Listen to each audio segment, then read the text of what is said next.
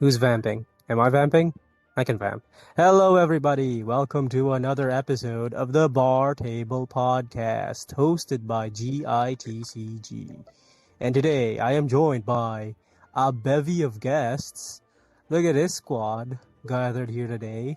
We got 2QB, we got TBlaze, we got Kerching, we got me, and of course, our special guest for today's episode, Ark. What's up, Yo, it's your boy Ark. Thank you all so much for having me here. Yo, what's up? Good morning, good afternoon, good evening to everybody watching this live stream. Yo, welcome Ark. Yo.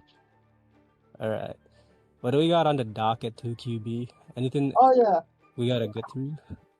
I mean, the first thing that we need to talk about is the reality that this version is known as version 6.7. It's Luna VIII, but 6-7. okay, We have seen the thumbnail. Okay. Yes, it was my idea. I am sorry for the damage that I have inflicted on this community, even though honestly I don't have any regrets. Anyways, is it that much of a damage? That's what you said, guys. We've been brain rotting for a long time, 2QB. I don't think you've inflicted that much damage. Yeah, it's not your damage. I would say 50% is Kerching's damage. Yeah, true. It's him. Wait, what? You brought a lot of Kerching. You brought so much brain rot to the freaking server. What do you mean I'm bringing brain rot, dude? What is going on? You did that. I don't follow. It's true. Bro, You bring Bunny. You brought Piggy. Other related Wait, animals. no, I didn't bring Bunny. To the community. Okay. I didn't. Bunny is old. He's always been here. Okay, anyway. You definitely brought talk Mew. That's it. I'm sure he brought Mew. You Yeah. did bring Mew. Wait, no, I'm not bringing me. What do you mean? No, you brought it, dude. Every time. Okay, But one thing I gotta have use to it the admit, most. is that I basically the first person to call out Transfig is brain rot, and It is basically any brain rot they're relying on not playing the game correctly. Yeah, like clean brain rot. You just deck yourself out. You also do the same with Yunjin, and then after that you just don't play the game anymore because you don't have the sense of the game. Because you just wait until your opponent run out of dice and then OTK, basically play your single player game. True. But anyway, we got actual stuff to talk about. Yes. Obviously, first of all, because we missed an episode last 2 weeks actually. I think it's time for us to actually have a quick look through what happened in the last few weeks, obviously. And first of all, do you want to go through the weeklies first or the major first? Okay. I mean, I think we could follow the timeline, so we could start with the major. All right. Yeah, the NA major. Look at that, dude. This is a crazy storyline for a major. It is. Am I crazy? Like, the number one prospect in the freaking tourney makes it all the way to the finals and then gets reverse swept by the freaking black horse that nobody was like paying that much attention to the entire freaking major. Like, Pudge really came out of nowhere here. Oh yeah, isn't it Pudge where he played the Raiden SC and he won? Oh yeah, he won it. Yeah. There's no SC in the big 2020. Also, I think he might have been the first player to introduce the concept of Tonatiuh mid-range with making use of the dragon to extend your threats on the opponent's characters and then taking random snipes with it. Like, I remember seeing it first there. And then people adapted it into other different decks. Like the Clorinde adventure decks that also ran Tonatiuh and Superconduct. They have like, I forgot what it's called. Wait, Tukibi, can you quickly go to tournament data and then weeklies and then the previous patch is a weekly? Oh, it's still there. Okay, scroll down and then look for, there it is, the Clorinde with the Signora and the cooperative. It's that one. Yeah, that one. Yeah. So basically, starting since the major, there's a lot of Tonatiuh adventure going all around with Blessing of M.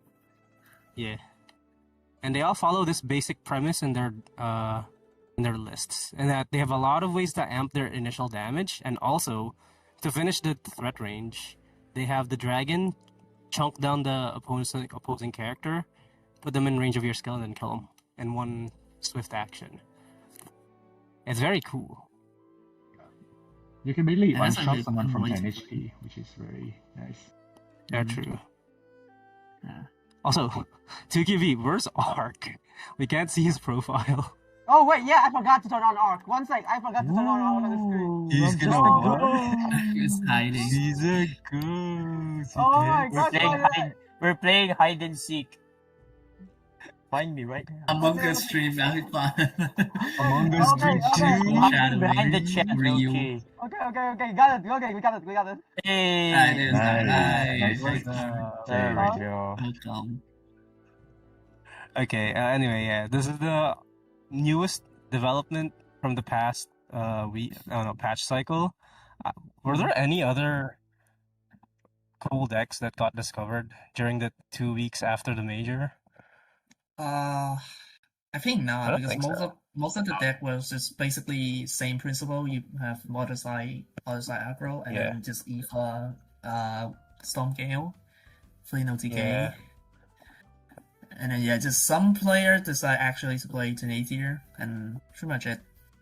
But yeah, after the major, basically just the rise of Tonatiuh Adventure, and even one of the most popular deck from CN is also using the very same technology. Wait, they're also using Tonatiuh? That's crazy. Yeah. The Keqing one, the Keqing Silali Lanyan. Oh, wait, that's the one Misha's spamming.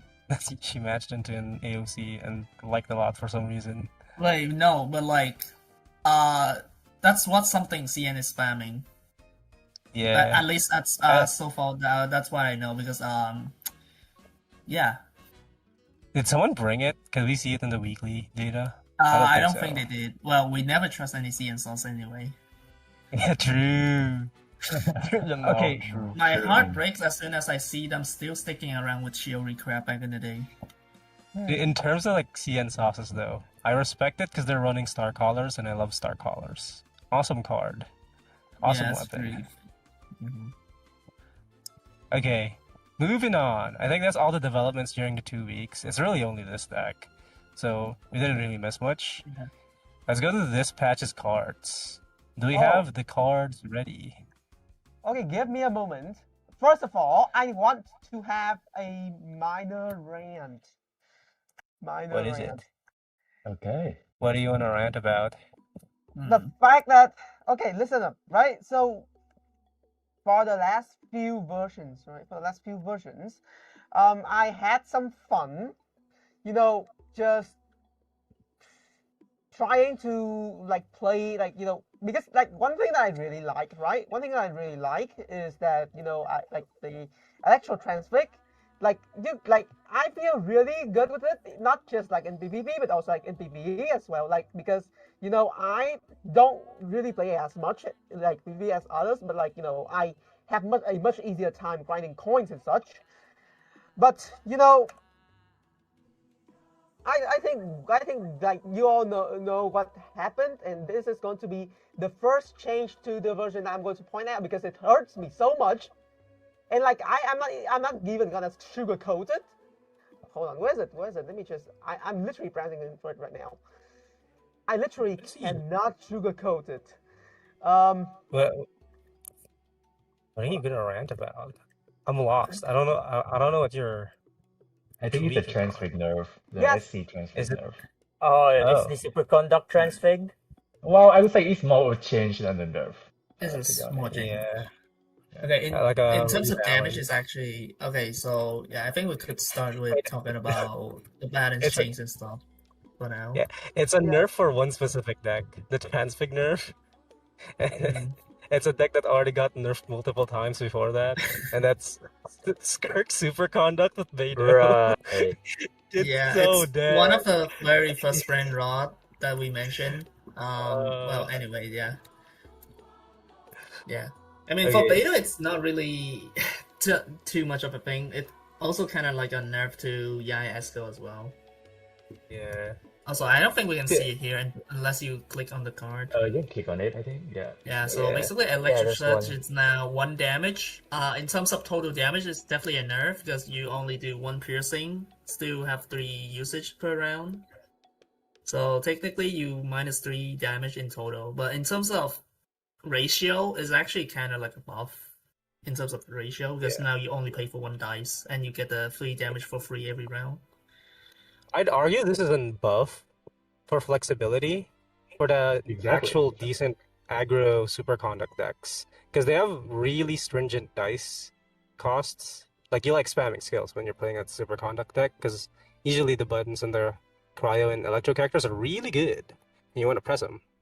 So only having to spend 1 dice to get the value out of it, and also the tuning that it gives during the roll phase, is pretty nice. But the other problem, though, is that the cards that want to do that already have a transfig that they want to play. And 2QV, could you get out of the Electro one and go to the Cryo one? It's this one. This one's just better. Like, the value swing of potentially losing a dice on the opponent's side, and also a card, because it becomes untunable. So they can't even tune it to turn it into value. Like, they just lose a card potentially and also get -1 dice. It's a really good value swing for aggro matchups and combo matchups. So I'd argue this is still just the better effect between the two, but there are times when maybe the Electro one has viability and is maybe better to pick than the Cryo one. But in general, you should still keep picking this one over the other, or just don't pick one at all, because usually you don't even care about the blessing. You just want the initial tuning, and then you're good. Especially, I would say in the current form of the game, you cannot do more action and do big damage with this thing anymore because, well, technically you could. The only deck that could actually fully use good use of the Electric Surge is spamming summon to trigger multiple reactions. It's Skirk and Yai. With the new thing that we're having today with Auto Side, you just pretty much want to do as many actions as possible because you just get a lot of dice. Exactly. But yeah.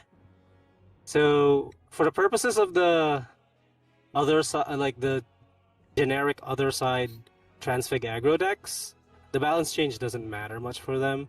But for the purposes of the older transfig decks, like the Esco Yais and the What else? The Esco cubes.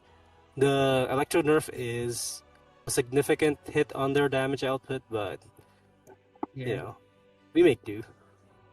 Yeah, it's a pretty fair nerf. They should have just do this the second patch after they release this card, and they should have done that way before that.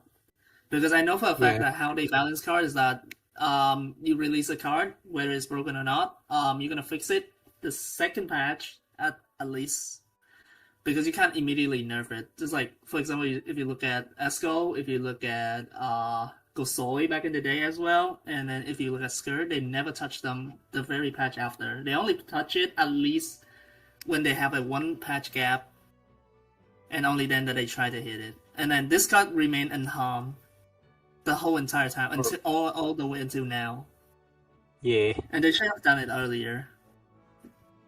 Okay, well, anyway, moving on from the balance change. Also, we're going off of we're not going in the proper order. Usually we do like character cards, action cards, and then balance changes, but we jumped ahead here. Someone already mentioned about it earlier. Wait, hold on. Before we continue, can someone please ping in the social media feed? I totally forgot about that. Luckily enough, this is why we go on the balance changes first. Wait, what? Okay. Whose mic is making feedback? Anyways, yeah. Please get the ping on the social media feed channel on our Discord. But other than that, well, I mean, this is the only big change, really. This is the only big change in terms of like meta chatting stuff. Because the other change is actually much more subtle, right? Actually, not really subtle. It's what are you talking about? 2QB's not talking about the freaking awesome Tighnari talent buff. That's meta change. Listen, listen. Meta change. There's a reason. There's a reason. Imagine slandering the goat. That's the reason I don't immediately say that something is substantial, okay? We don't know if a mod works until it works. Like that. It's 3 cost. It's like Sidewinder. They changed it to 3. It's great. So technically they just buff his talent. It now costs the same as his skill. So you can use it. Yeah. And remember guys, we can use all the side with it. Real! More generic. What effect does it do? Actually, I never knew what it does. It makes the CA cost 1 less dice. So it's nice now because wow, so helpful. Thank you. Skill and then what a helpful talent.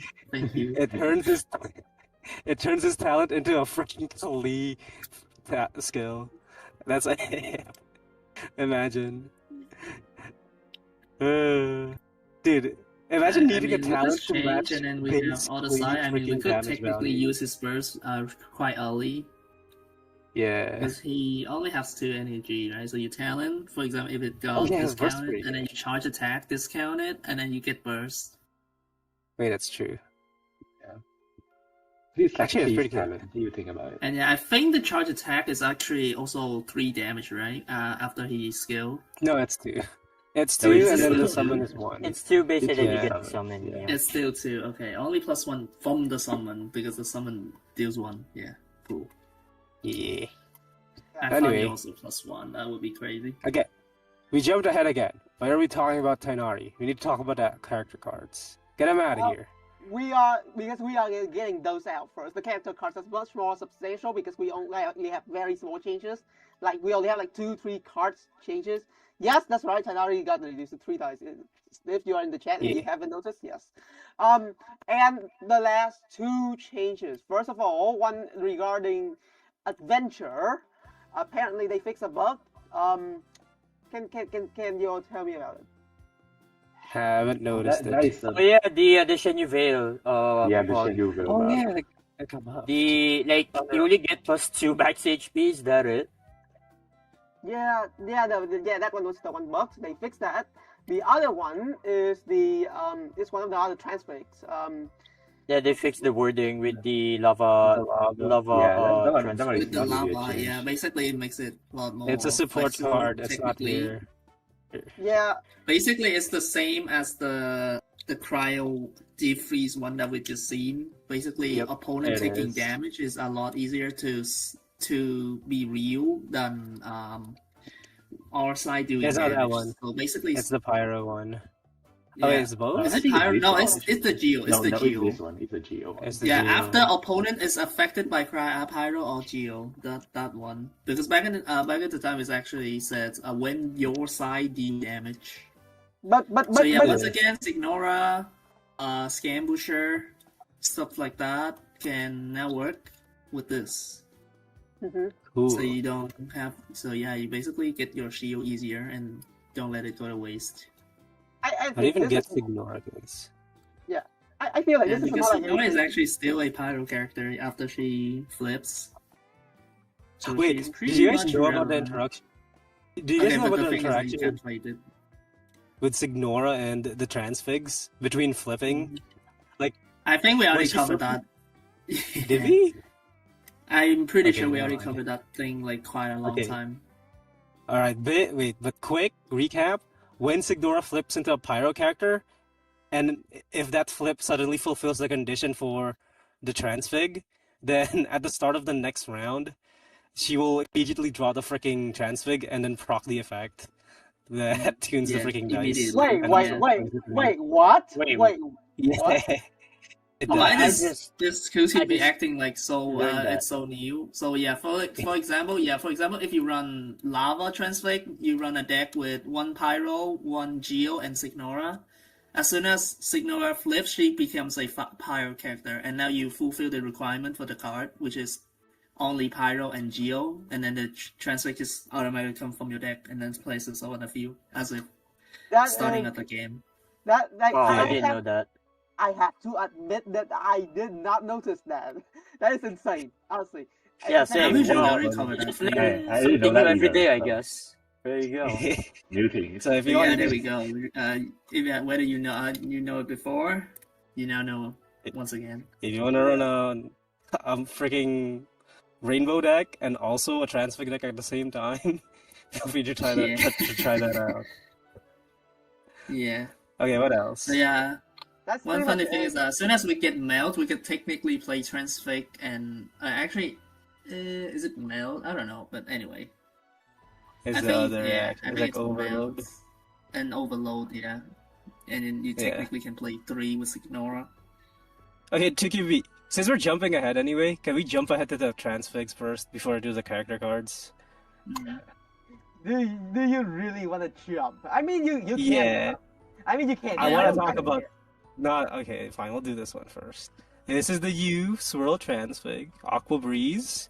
For It's a the worse most part, version of yeah, it's a worse version of It's a Soul worse Gale. version of the Electro one. Just stick with the Electro one. Yeah. Yeah, Stormgale Unless- is just honestly better. Unless Okay, you what want is the Hydro effect? It definitely has something to do with healing. No, Oh, the Hydro one Yeah. is the damage one. Oh yeah. yeah, it's the animal damage So follow-up. technically, it's kind of the same one as the Storm Gale. So this time, when you receive a healing from any source, I think your side. It doesn't matter which character receiving the heal on. It will immediately do 1 animal damage. So Yeah.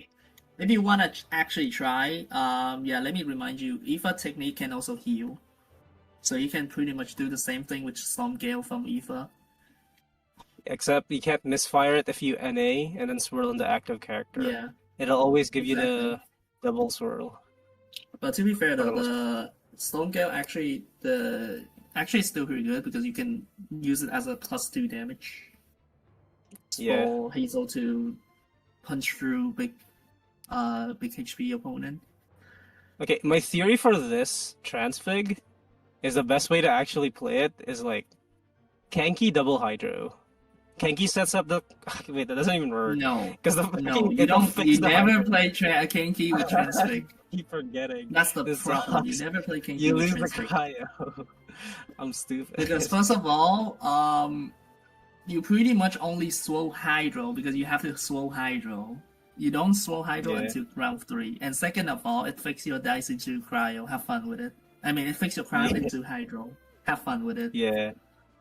Yeah, never mind. That doesn't work. Forget what I said. Okay, moving on. The other Yeah, fact, and then we it have sucks. the animal version. honestly, what it just does- worse. triggers Swirl reaction, and then you deal 1+1 damage to it. What? Target character. Is this the same one as the Wave Hydro? No, this is better.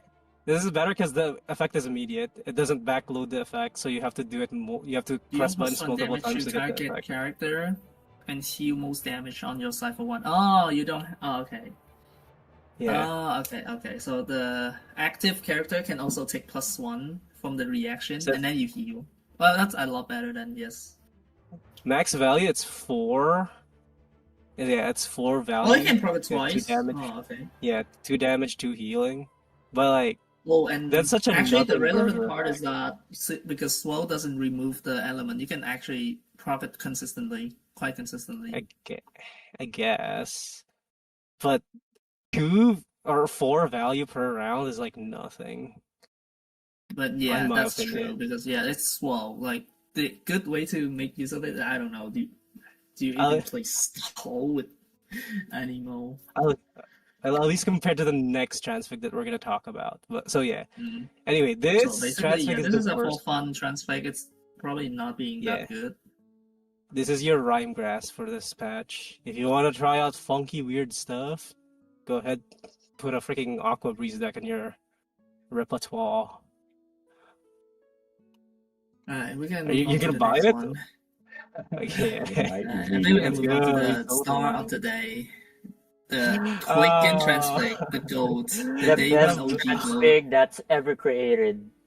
It is though. It actually just is, because it's a Transfig that matters for a reaction that really, really wants the freaking first effect, and then gets one of the craziest freaking follow-up effects of all time. Okay, so first of all, Okay, Quicken fans. I'm pretty sure your last time getting dice of cringe when you're playing Quicken is still pretty recent, right? So yeah, have fun with it. So yeah, no more dice. Say goodbye to your dice of cringe. Whoa! Always good dice of cringe. Let's go big. Okay, yeah. Dude. Alright, we move on to the actual effect. The first effect, the Electro. This is the best Transfig in the entire game, bar none. It just is. So baseline, it's 1 electro dice, and then the condition is if you have a catalyzing field, which is very likely if you're playing a Quicken deck, you'll just have the catalyzing field on your freaking stuff. Your elemental burst costs 2 fewer elemental dice. It's +2 dice for 1 dice cost, netting you 1 dice in like immediate play. Like just immediately, if you play it and then you could burst, you just get +1 dice. And then after that, every consecutive turn, you're getting 2 free dice. It's crazy, dude. As long as you have Quicken, though. Yeah, you need a Quicken, which is if you have summons and stuff. Listen, just say as long as there's Quicken, and you all really had to remember what happened in 3.2. And of course, there's a reason why. What is it? There's a reason why we just the fact that it's Quicken to lose is insane. I mean, obviously, the reaction got nerfed, but just right after launch. But I mean, the whole point is it's pretty crazy. I mean, even right now, it's still pretty crazy. Yeah, I look at this and are we going too far? Do you think we are going too far? It does feel like it's overtuned. It's just overtuned for the reaction. Okay, the first time I read this thing, I immediately tell, oh my god, my Jiken loved this. Yeah. Jiken loves this so much because you get. It's not even just Chicken. Use his burst every single time with full stack. That's just so fun. But yeah, other than Chicken, you just have a lot of options with this lid. Yeah, any Electro or Dendro character that has 2 energy really likes this freaking Transfig. And also the requirement once again, since you're playing Quicken, you're most likely gonna play 2 Dendro. That means you have access to Dendro Res, and then you can just proc more Dendro hit. I mean, proc more Quicken, so you can get the feel. So you're most likely gonna have this active 24 out of 7. Yeah. Whole time. Also, it's just why is it 1 cost? It's the Yeah, it's craziest one part is cost. why is it one cost? It just And lets you I a dice think we can see how actually good this thing is as soon as we read the Dendro part. Yeah, the Dendro effect. The Dendro effect, it also discounts, but only elemental skill. And it's only one cost, but it's twice per round. So effectively, they discount the same amount of dice per turn. But this But is it costs 2. one. And Yeah, then it it costs starts at one extra. Yeah. Yeah, that's Yeah. weird. Like both of the elements for this Quicken Transfig, like both of them provide +1 or +2 dice value, right? But for some reason the Dendro is like 2 costs. Like what the hell, HoYo? Come on, man. Yeah. Like And it's then, weird. Like as I said, as soon as we read this thing, oh my god. Yeah. Thing is, if this was one cost, it'd be more egregious than the burst one. yeah. But the fact that the burst is one cost in the first place is what feels like is making it egregious in the first place. Like it should have just been 2 costs, which I'm thinking they're gonna do eventually as a nerf. Like they cannot Right. let it come Yeah. to pass as I it can is. see it. Yeah. And second of all, it discount 1 but have split into 2 usage. Another Fury treatment. This is the third Fury treatment we ever got. We first got Sino, second, and then we got Fury, and now this thing right here. Also, The this thing is is that more you have to use 2 actions to fully use the +2. It's more stringent as then well. combining with the requirement having catalyzing field, that means you're gonna have to use all of your that one as catalyzing well. field. Or when you're using it midway and you run out of catalyzing field, you have fun. You're not gonna get the discount until you get one back. Until you get another one back. Yeah. Like most of the All this to time, say, if you're gonna pick the Dendro Transfig, like most of the time you're not gonna be able to proc twice, like or able to get the full +2 dice value with this one for sure. Exactly. And Yeah. even Unless if you don't, have like, Dendro Resonance to keep up with the Dendro the catalyzing stuff, but yeah. Exactly. Yeah. In which case you would have still use it to enable your electro part and then use it normally. But yeah. Just basically the most of the time, ignore this one, go for electro one. Unless you're telling me you're playing Loma, because Loma doesn't have that burst. Dude, it's weird to Loma design a doesn't have a character that burst. doesn't have a burst. And like, there's a button there, but when you press it, it does nothing. It's so weird. It's just straight up -3 dice. And then, well, remember the time we talked about Baiju as well? And then we also have Baiju as well. And then his burst being dumb. Yeah. Anyway. Yeah, that's the Dendro Quicken deck. If you're in ladder or in AOC right now, I hope you don't see that many Quickens, but they will start picking up. And the moment people start realizing, hey, the Electro effect is just broken, and they start building around that effect, you're not gonna have a good time trying to keep up with all the aggro decks and the amount of dice that they'll have access to within the first 2 rounds of the game. It's just gonna be a lot, and they're gonna have really good buttons because A, the characters are pretty decent, and B, the reaction is overtuned as hell. And it's like when it gets rolling, Quicken is like like one of the best reactions in the game. It's just super good. Yeah. And especially we remember back in the day, wow, OG Quicken is so damn broken. And combined with PETA, combined with Sidewinder, you just basically create yourself the very first brain rot before brain rot even defines itself. Yeah. Man, PETA was so this fun. Is so brain rot back then. So yeah. Definitely also, one of the best transfig ever. If you want to play Brain Rot and farm wins in AOC, buy this now. Make yourself a Quicken deck and go have fun. And just have fun. Yeah, a lot of people are gonna spam Quicken in AOC, especially in this meta now that we have the Quicken Transfig. Like a lot of people who loves aggro especially will now just play Quicken all of a sudden and boom. Like all of the games will now finish in like 2 rounds or even 3. Like jeez, man. Like the games are getting faster and faster. It's ridiculous, isn't it? Like we have the OTK, right? We did not try cards, and now we have the Quicken Transfig with the aggro. Like, oh my god. It's so funny though. But yeah, we are reaching an event horizon here for the power levels of the deck. Eventually, we're gonna get to the Yu-Gi-Oh stage where if you don't go first or you don't go second, Okay, to Yeah, be fair, yeah. Oh my Lin god. OTK existence is already replicating Yu-Gi-Oh because it's technically a coin flip game. If you take the deck, so for example, you take Mausoleum, you play Judgment, you have Extreme, all of that don't matter if you never win the coin flip and go second. True. Okay. That's enough about the brain rot. Let's talk about the character cards. Yeah, I mean, Yeah, there's we could really- talk about character card before we come back to more action cards. Okay. Yeah. So while you were talking about the everyone, like while everyone was talking about the Transfig card, right? I decided to take a little bit of a time off, and I just want to show you, Exhibit A. Give me a moment. Give me a moment. Listen, there is something very concerning that I feel like we should point out before I go insane. Is Okay. it? What is it? Wait, what What is is this? this? Oh god, it's it's my video. video. Yo, Oh, you're this using one. art Oh video. my god. Oh, this one is peak. Damage 6. What the hell? Okay, to Someone be else fair, say- to be someone- fair, 6 damage is the same amount of observe. Really? True.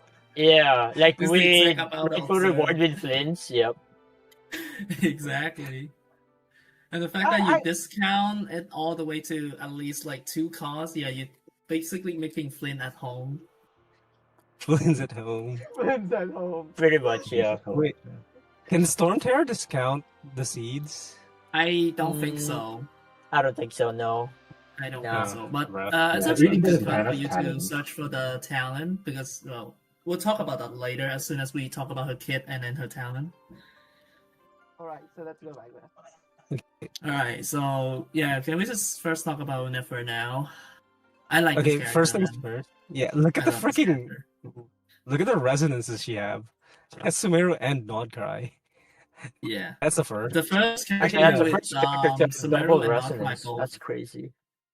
Yeah. Actually, double region, I mean. technically, there were characters like Linne being both Fatui and Fontaine. Oh yeah. Yeah, but Oh yeah. Right. True. But this is the I'm pretty first sure ever. later, for example, if we get like as long as Snatchnaya is coming, we're probably gonna get both Fatui and Snatchnaya. So Oh, and then true. yeah, that's pretty much it. True. Listen, yeah. Because I think Oh my Alikino word. doesn't have Fontaine Res, right? So pretty sure Alikino will have Snatchnaya Res as soon as Snatchnaya is coming. Dude. Yeah. CP was This never- guy is gonna be insane. And then maybe Tataclia also gonna get both, but yeah. But this Yeah. right here is 2 different region. 2 different It's so region. Both for Sumeru and Nodcry. Yeah, you could run both Sumeru Res and Nodcry Res in your decks if you have Nefer. That's 4 cards. That's 4 resonance cards if you are running both of them. It's 3. 4. No, I mean like wait, 3? I thought it's 4. I mean you run Sumeru 3 Res only I have mean one. I mean yeah, Sorry, Nodcry have 2. Yeah, Yeah, not Sumeru bad has to. one, yeah. No, Yes. Nodcry have 2. You have the Yeah, Gleam, which is dice discount, and Moon and Homeland, which is using the same format as other regional res. Yeah. You get 3 cards. You get 3 resonance cards. 3 regional resonance cards. Exactly. And so That's fun. being Sumeru actually enables Sumeru Res, which is kind of like a legacy at home. And It's pretty good for her. well with her kit. Cause So if we could yeah. start looking at her kit right now, that would be appreciable. I mean, no more tech, nothing to talk about. I'd say. Yeah, it's just a normal I think pack. let's start with her passive being because she's being a Luna character. Yeah. So just like normal, she enables Luna Bloom reaction, which is a 1 damage reaction, and attach 1 dice card to the card on your hand. Yeah. Is that not correct? Yeah. All right. Yeah. That's just And reduced then, cost yeah, for one. yeah, that's pretty much it. And then her second effect is that whenever you do a Luna Bloom reaction, you also generate a seed and put them to your hand. And yeah, I think we have quite a lot of stuff to talk about the seed The because seed. that's basically her entire kit of her character, right? Yeah. for Dendro damage. Listen. I don't know who came up with this, but this is so funny. Like, What do you mean? Look at it. It's a 5 cost. It's a 5 Yeah, cost it's star. five Right? it's a damage. Isn't five it cost. lovely? It's a 5 It's a cost. How are five you Until gonna you play realize this? that you It's can so just shred expensive. its Like, cost. It's lovely. We can just shred its cost. That's the point. You shred its cost, Wait, you, and then it goes down and down, and then eventually it gets so well, cheap. we don't know that yet. You don't even know what's happening.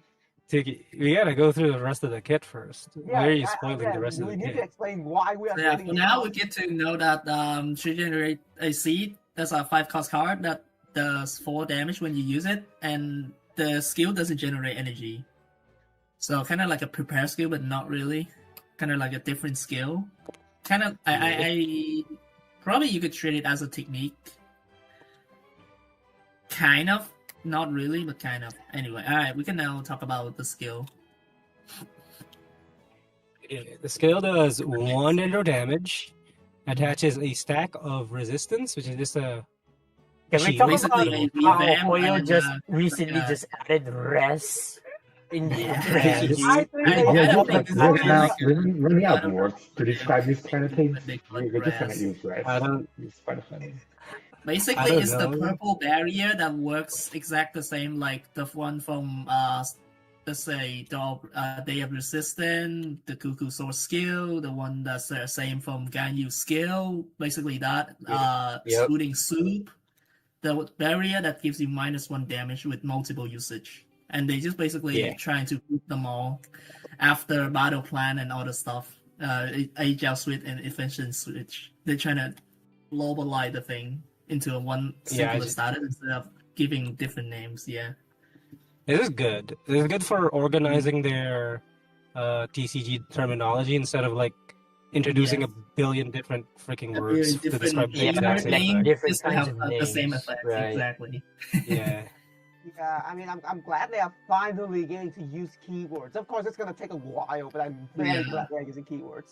But Yeah. please give a proper name. We can't accept calling it RAS just because we the community call it RAS. Just Yeah. at least call it resistance or something Yeah, like that. Yeah. well, resistance is great. Just call it Resistance resistance. it's a standard keyword. That's good enough. Anyways, before your Okay, next So yeah, action, Nefer skill, yeah, attach the resistance stack to yourself. So kind of like Cuckoo Sword skill once again. And then before you choose your action, she will discount her seed in your hand up to 3 at most. yeah, And yeah, cost reduction. Not Cost discount like reduction. student house, it's cost reduction. So it's a attachment that we got introduced and get familiar with from Nokrai. There we go. yeah. Yeah. I mean the thing, right? Like as I said, I got mad because like if you like think about this for a second, like if you shred the seeds enough, like 3 to 4, and even fewer times depending on if you have like cost reduction engines or not, right? You just suddenly have like 3 low cost for damage cards in your hands. Like I looked at Ark's video and I did not believe what I saw, right? Yeah, that's crazy. She's So, not even that ridiculous or powerful in this meta right now. Yeah, compared to the Yeah. other cards that we got. I feel like a lot of people got baited by Nefer. Honestly, my bad. But dude, if you're unaware of like, I don't know, like the overall how TCG works, and you're thinking like, OMG, Nefer is so broken. No, she's not. And dude, and you'll understand why. Like the more you play Nefer, you'll see why. Like that's the hard way. Like if you want to learn like how bad is Nefer, play her. Like a lot of times, seriously. Exactly. But hey, at least I do feel like her kit is fun.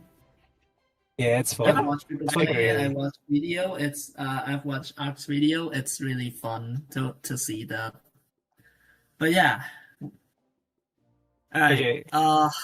I think we can move on to her burst. versus It's not. This- Yeah, It's it is 4 base simple. damage, and then can reach up Mhm. to 6 depending on the amount of seeds of the seed Yeah, in your it's hand. a 2 energy For the most burst. part- However, Yeah. What is it? What's What? the however? however, Like for the most part, if it you should look at the always be seed, six. actually, if you look at the seed, it doesn't generate your energy.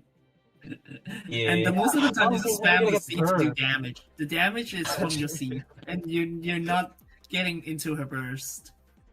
Yeah, I personally don't. It's almost like the same thing with Llama. Like her burst doesn't exist really. Yeah. Like most of the time, rather. Exactly. But unlike with Llama though, Llama you really don't use her burst. But with Nefer though, it's like sure you can 10% of the time, I guess you can use her burst, but most of the time, 90% of the time, no, you don't. You don't use her burst.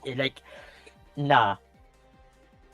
Yeah. Okay, so the thing is that as a 2 energy, 3 card burst, dealing 6 damage is kind of above the average because most of the damage it's doing is 4. Like you have the. That's an average chicken burst.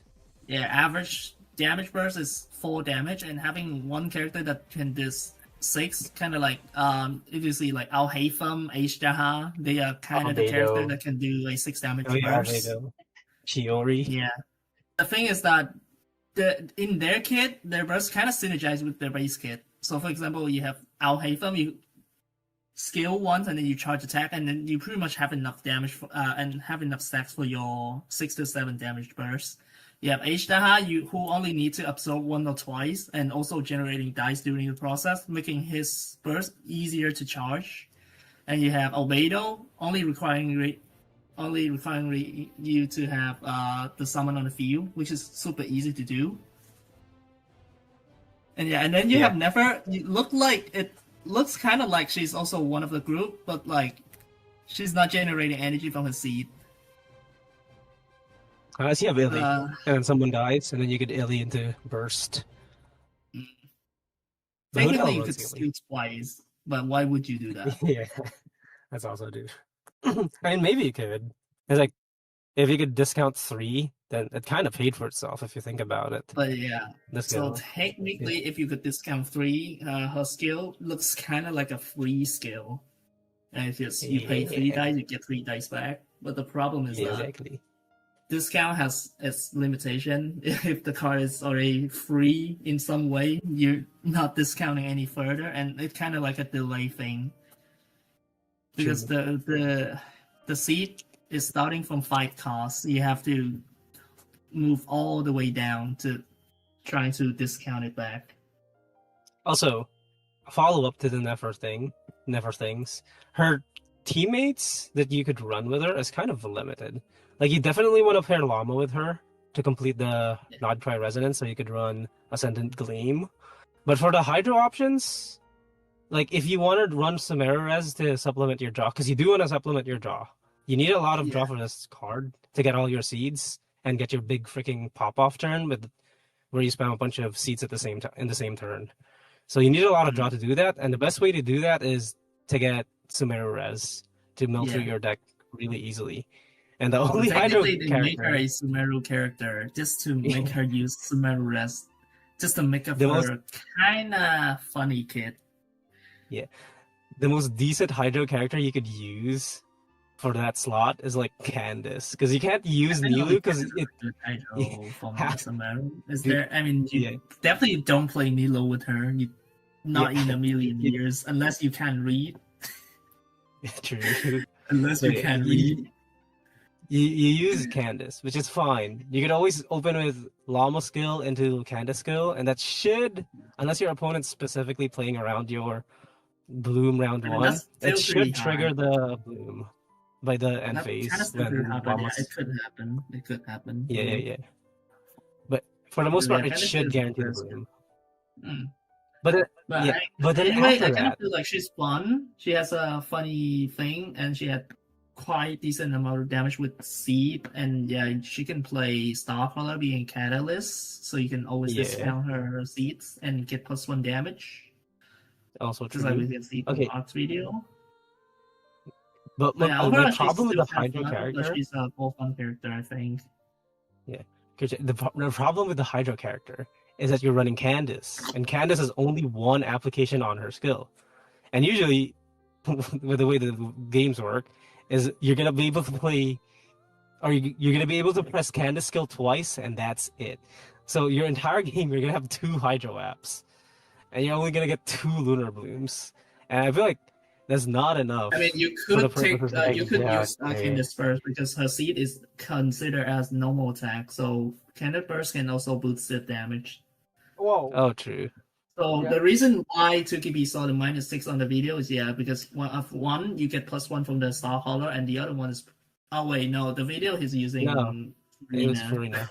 It was not. But yeah, Candace. but you could definitely make it like consistent 5 damage, and then you need +1 from somewhere else to make it 6. Yeah, she does have to do quite a lot of job just to get the same amount of flints, which is kind of funny. Also true. But Psycaps is pretty strong though. Yeah. Alright. My point here is anyone have anything to Look comment at all the about Hydro her? Wrap. Would like more. Oh yeah, Hydro can we Wrap. talk about her talent a bit? Oh yeah, talent too. I forgot what it does.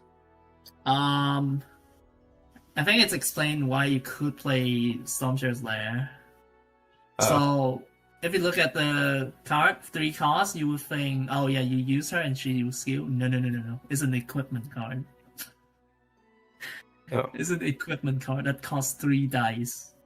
Yeah, that thing is very expensive. But Mhm. honestly, After- the value it provides is very high, though. Exactly. Draw 1 cost reduction to all seeds on your hand and deck. Yeah. Whoa!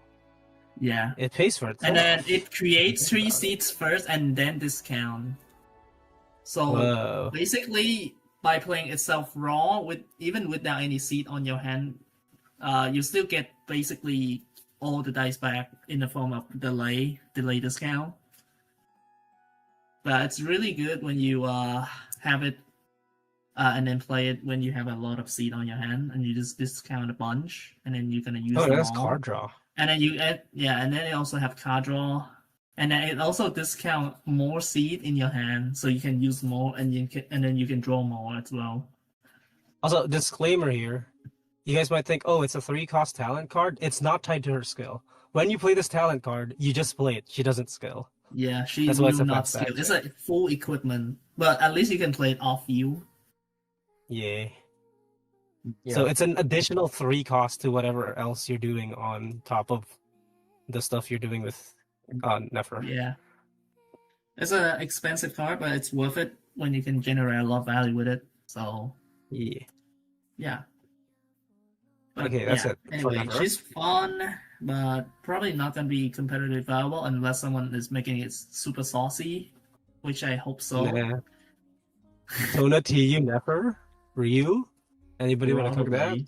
Well, no. Wait, the thing is that you're using seed and it's gonna anti-synergize with the battle plan you will get from Tonatiuh. So basically, it kills half of the utility from Tonatiuh. I guess. You already kill half of the utility from Tonatiuh. You don't want that. Can the seed proc Nymph? Nymph's Dream? Yes, it's an action, I think. Oh. And Wait, it also no- gets buffed by Wait, Nymph? could it? It can. Wait, actually, I have no idea Yeah, whether actually it don't can know. proc. Oh, you could? Yeah, you could. Like, No. because Oh, when I you think play you the could, event yeah. card, like, never just normal attack, so it should proc you. Oh, cool. Okay, but yeah. Alright, that's good. Yeah. Like, imagine other the than Tower that- of Fist with the sword. Mhm. Like, I'm just saying, but yeah, there you go. Tower of Yeah, Piss, other than Nefer? that, Wait. Rhythm Dream can also +1 damage, so whether it... Yeah, so it can also benefit from that, because you're gonna spam a bunch of seed from your hand. Yeah. Okay. I think that's all we have to say for Nefer. Got any I other think thoughts? it's quite long for a fun character, though. It's Yeah, kind of fun character. Yeah, Alright, she's up. shall we strong move on to overall, our but she's to the slow. next That's pretty much character? it. Mhm, Skip over yeah. Spiritspeaker. Don't we're leaving her for last. We're leaving this lady for last. Skip her Go for, to- and leave it last. Alright, we going for We- gold. Half Oh. done. The wind, Half the done. road, Uh, half done. the Yeah. Windcutter. Why is everyone calling this one half done? Like, Because do we he's have half dead. Because half dead is him. Because Yeah, she is he's half in. done. Because he's Yeah. half dead. No, Just no, like no, how no. we call the correct- part of the correct- Eremite Babel. The correct Yeah. wording is because he is one, not because he is him. Okay? because here's the thing, Yeah. we kind of have to like because that is one of the Windcutter. But yeah. everyone's that's just fun. It's like how you would call Babel, the Pyro Eremite, Yeah, or yeah. even Rector, and Angel. Yeah, I'm just saying that like we need to be like correct to the lore here. But yes. Yeah. But yeah, in Yeah, terms of it's addressing, I mean, it is quite easy to call him just half Dan because he's half Dan because He's the half he's Dan. the first person. He's just him. Basically, the first person to come to mind when you talk about this character. Exactly. Best friend of the Twilight Blade, Dean's Mhm. Leaf. Okay, Anyway. so he's a pretty basic unit. Yeah, 2 physical NA, 3 damage animal, and then draws a card. And Burst has a It's prepare literally skill. Serpent and- 2.0, pretty much. Yeah, Serpent yeah. 2.0. But Yeah, when and it goes Burst to has a passive, Serpent 2.0, his burst basically does 3 damage and another 3 damage. So yeah, And that's a discards prepare 2 skill cards. doing 2 separate hit with 3 damage, and it's cards. Yeah. To be fair, people Let's are see. kind of overlooking with the discard part in his kit. You do not have Yeah. to worry too much about the discard part. Just treat it as any 3 damage burst hitting twice. Yeah. I mean, you need to pad your deck with like I think like people are kind of overlooking about this part quite a lot because how would you even grind his energy for that? Exactly. You skill on him once and he dies. That's it. Especially he is also a 10 HP who will not likely to be staying on the field and do a prepare skill to hit burst. That's messed up, fully by the use way. your thing. They've been releasing so many overtuned, like, value characters over the freaking recent patches, and for some reason they decided to be stingy this one time and only gave him 10 HP. I feel like he should be 11. It's At so least weird. he has to be 11, yeah. Alright, Yeah. his base kit, kind of basic. We could talk about one the basically, main draw. gimmicky part about his kit, being a Which is Black 7 Knight, being got a anti-shield. So passive. yeah, we could talk about that a bit. Okay, so they're the so yeah, passive passive. skill. Ooh, okay, Yeah. I'll read it. Yeah, you Alright. can go, yeah. When you trigger a swirl reaction, or when the opponent loses their shield, negation, or combat status, draw 1 card. Now, the wording here specifically states it's when they lose the shield or negation. So it doesn't just work when you destroy the shield, it's when they expire as well. As long as the shield disappears, you get the draw effect. So when in end phase the barrier like expires, you get the draw. For example, like Mona skill. Serenity or something from Soup, for example, they're Yeah. resistant. Or maybe when shield get eaten by crabs, it also And counts. also that. Yeah. Yeah. So anything like that expires or destroys a shield, you get the draw. And it You get a counts draw. And per yeah, instance of twice. shield, by the way. So, for example, for crab, there's 2 people equipped with totem. At the start of the game, the crab will eat those 2 shields. That'll proc 2 draw for half dan immediately. Immediately, yeah. So Yeah. it's a good way. It's a good way for you to get more resources when you're playing this guy against crab. So kind of a way to anti-crab. But remember, keep your hand. Or you're Yeah, gonna get watch out for your killed hand. home. Yeah. Don't overdraw. And the other trigger effect is just trigger a swirl, you get a card. Yeah, so it's pretty And- basic. Yeah, so you swirl. So if you could swirl with his skill, you just basically draw 2. So that's good. The main Yeah, the main pretty basic. important thing you gotta consider is he just gives you free draw. And we have never really seen a character that gives us free draw. Technically, there was like Seahorse gave you a free draw if you end on him. But Havdan's in a league of his own in terms of the amount of free draw that he gives. Because it's super round, which is double what Seahorse does. And it occurs during action phase, not during end phase. So you could actually immediately use the cards that you draw off of his effect. Unlike Seahorse, where you have to wait until end phase and then the next round No, not really. to use no. the cards that you Seahawk draw. can draw you the card immediately when you declare end. It doesn't Oh, have to also wait that. until end phase. It doesn't have to wait That's until pretty much end end phase. phase though. Because you're Pretty not much, doing yeah, anything but after you Basically declare like a end. Nilo Bloom thing. You can declare end early to get a draw. Sort of that, yeah. Yeah. But yeah, this guy is just Well, yeah. basically giving you a lot of draw. So to be fair, just don't too overlook about the part of discarding. You could technically play him in any, like for example, Magic. If that's good card draw power, you could definitely run him with Magic. And he is The an only animal problem character. with that is that Magic is dead. That's not true. Yeah, Magic's Yes, dead. it is. But Like no, Magic has been like There a was- fossil from a million years ago. we got a Magic Stimulus aid with an action card that got released this patch. So Magic's not completely dead technically. There's some stuff we could cook up, but we'll talk about those later. Mm-hmm. Yeah. But yeah. Anyway. You could just basically use him in any ways to draw when you need, for some reason, you need a lot of draw during a combat phase to do something. I don't know. But yeah, True. so one of my suggestions is definitely going to be Magic. So because you could draw a lot and then you generate dice. And I mean, he's a pretty decent, he has 3 damage. The only problem is that he's a animal character. Yeah. And if we're looking back into Magic's history, we never seen any enabler being animal element. The only two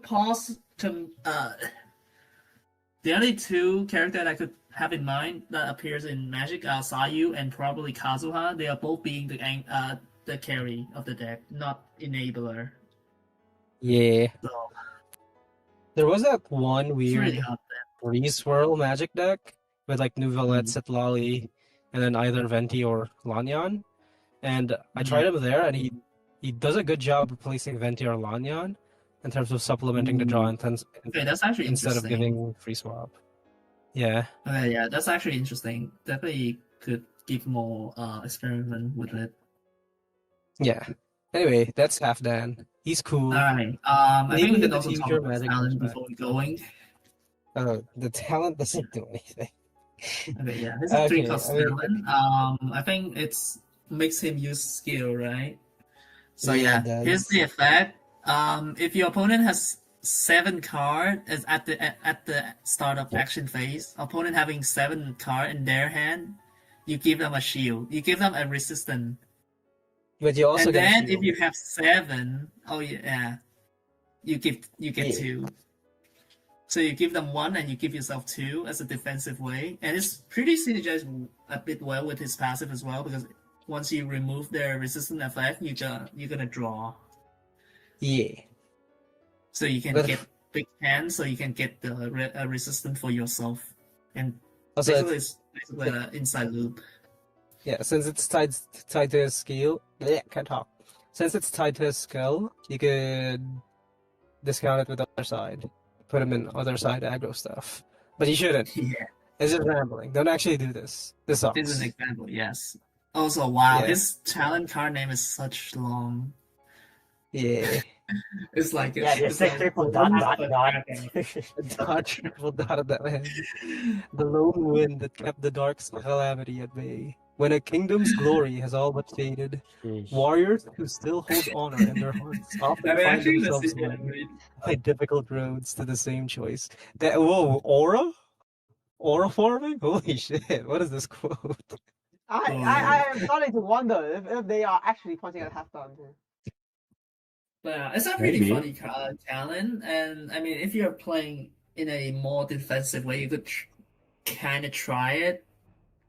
You could try it, yeah. It gives just resistance, and then give your opponent shield so you can hit them, so you can get more draw from your passive. And it might gonna help with Rockbreaker as well if you want to somehow pair them together. Reminder, they are Geo Don't and do Animal. that. They don't reaction.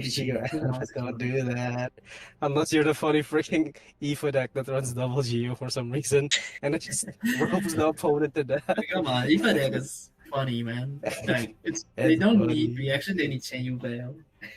Yeah. And if you ask me why Chen Yu Veil got nerfed, It's because of Aoife and Whale. nah, not because of Aoife. Just because they can proc it consistent now. So the And nerf is multiple really, stacks of rest as really each makes sense. stack trigger a half then. Okay. There's a question. If they have multiple stacks of res, does each stack trigger half then? The way it works is that the status needs to disappear. So if you hit a shield and the hit doesn't completely remove the shield, you're not gonna get the draw. You need to completely remove the shield to get the draw. You have to, like it should completely remove the expire. barrier. Yes, yeah, and Yeah. because the resistance was against a purple barrier, and it says you can stack infinitely. What it means is that you can stack the usage infinitely. So if you have like 2 usages, you hit it back to 1, it's not disappear, and you don't get the draw. Yeah. Mm. Anyway, that's it for Halfdan. He's cool. Yeah. But that's kind of yeah. I think we're saving up the best star for tonight. So you're saying, Alright. Oh boy. The Yes. AKA the Mystic Soup Simulator. Mystic Simulator. Okay, Alec, why don't you give some idea about the character? Because I think I haven't read them well. Alright. Do you want me to read the kit, or you want me to Yeah. explain how she works? Yeah, you just explain how she works, TLDR. Okay, so the way how she works is that you elemental skill, you put the radiant hues at the top 3 of your deck every time you elemental skill, and then after that, you pretty much have 6 effects, or well, you get 3 options. There's 6 effects total that she has, but you can only choose 3. It's like Mystic Soup, pretty much. That's why I call her the Mystic Soup Simulator, because like if you want to test your Mystic Soup luck, then play her, then see if you can get, AKA Providence most of the time, AKA getting the cost reduction for playing Radiant Hues. That's pretty much it. So yeah, like her Radiant Hues, so at first it's 2 costs, right? It's very expensive. Most of the time, obviously, like just like with Mystic Soup, like most of the time we play Mystic Soup just to get Providence. Same thing with her. We play her elemental skill, and then most of the time we get like the most thing that the enhancement that we want is the cost reduction, and the cost reduction is like it goes down from 1 to 0. So basically, if you want to play the Radiant Hues for free for 0 cost, you have to pick that enhancement, the cost reduction enhancement, twice in order to play that for free. And yeah, like you can spam a lot of shields. Like don't forget that every time you play Radiant Hues, you get 2 stacks of shield. That is insane. Like if you're able to get the cost reduction like early, or like if you just spam shields, like insane. So yeah, like there's more, obviously there's more stuff, right, for the Radiant Hues, but I'll leave it to the rest of you guys to explain some of her stuff. Okay. Alright, Tokubi, do you have any archive of the 6 total effect of her? I have it, Yeah. but Oh, you do? I'm using the old freaking thingy. Alright. I do have it, so I can tell. Okay. Yeah, you So- two can list them out. Yeah, sure. Yeah. TBlaze, There you are can list that six out. of them. Yeah. I've already listed the cost reduction, which is again the best one. We have the some basics one, which is one that deals 1 cryo damage when you play the Radiant Hues. There's one that regenerates 1 shield when you play the Radiant Hues. There's one that creates a summon, and the summon also deals 1 cryo damage, but only at the end phase. There's one that gives you 1 stack of battle plan, which is also a very good one. And then finally, there's one that allows you to draw a card. Oh. Those are like the 5 outer Radiant Hues. I Okay, would so say they just are to like enhancement effects. Okay, So, so and you just get to- one whenever you you get use it. to So. stack all the effects together, right? Basically, Yeah. the more you stack, the more you choose the effect, the more you're stacking for every future heal. Is that correct? Yes. Exactly. Yes. Yeah. Which is the whole point. Oh, okay. She's one of the unit. The reason why she's so strong this patch is because she can scale exponentially. Like for someone like okay. Kraft, So I scales have very an idea. linearly. Because like he just gained like 2 shields from a bunch of different sources. But for Spiritspeaker, when you use her skill, you both get the Radiant Hues and you also get the enhancement effect, which will affect like any future Okay. Radiant Hues that you play. So if she that can synergizes get so to a very well. good early game, she can scale out of control pretty quickly if you do not do anything about it. Yes. Okay. So I'm having a vision. I'm pretty sure everyone saw it, and I'm pretty sure everyone knows that. So basically, she's pretty much a self synergy character, right? So you stack a lot of effects. So for example, as I see here, she creates another copy and on the top 3 of your card, right? Yep. So if you could stack all the way to draw 3, and then you also get like battle plan, and then you just basically hit, play 1, you draw 1 heal, and then you stack more. And then the battle plan also allow you to stack even more because you use more skill. Dude, that's actually Exactly. crazy. Yeah. There's like if you have one side and it battle also plan, can there's a does loop. cryo damage on use. It's Skirk 2.0 with her talent. Exactly, and there's that too. Exactly. Let's go. Yeah. Wait, And I like because- this character. Actually, we're actually saving this character last for a reason. Oh my god. I mean, yeah, she's the best.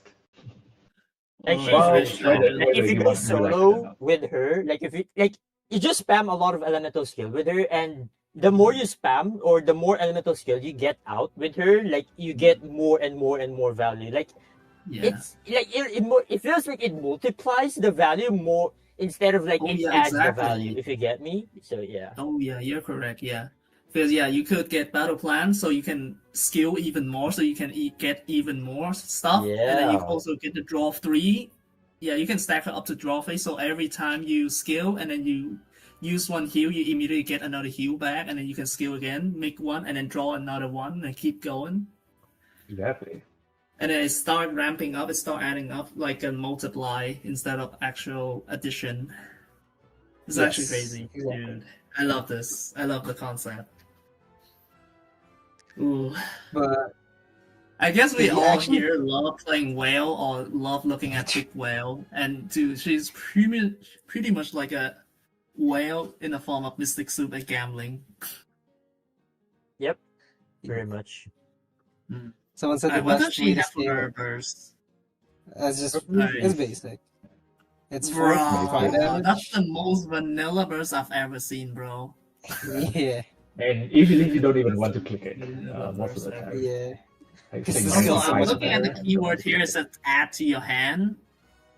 Yeah. I feel like it will draw a copy of heal and put from your deck and put it into your hand, not it generates generate one out of thin actually. air. It actually generates out of vanilla. Oh, You it don't need to generates? draw it. Yeah, Yeah, it it Oh, generates. nice. Yeah, Okay, yeah. cool. All right, that's good then. All right, I think I had it. Like the only reason to the best way you burst with her is that once you Hmm. get a lot of enhancements with her, like let's say like 0 cost radiant hues, and you get the draw and stuff like that. Like that's the best time you go for burst. Like once you run out of radiant hues, that's the best time you go for burst because it adds like it generates into your hand. So yeah, Wait, it's also, very nice. does that mean But she most of can the time you easily don't go deck for it burst out? anyway. It's only for late game and such. But yeah. Also, does that mean she can easily deck out? Because yeah, you can stack the card draw effect once again. Yeah. And then you do a Yeah. lot of draw. But I think usually you only want the card draw to go up to +2, so you only want like 2 draws per radiant use, Oh, because if okay. you go Yeah. +3, Okay, I then you see. start like overdrawing a lot. So True. Yeah. because like Yeah, I love this. anytime you character. play it, you draw even more radiant heals. You can play those ones too.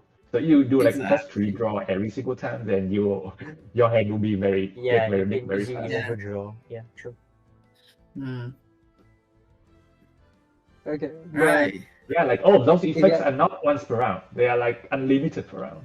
So oh yeah. keep that in mind. Every You effect play and in the Dude, I have a Yeah. funny feeling about this. What if she's gonna get nerfed like Skirk? Or actually, no, wait.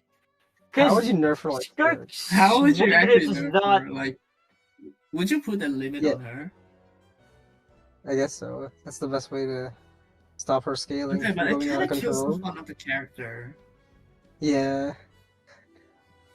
The fun is the infinite potential, and that she can just grow forever. She's If one you of the if you biggest leave her potential alone. right now. Yeah.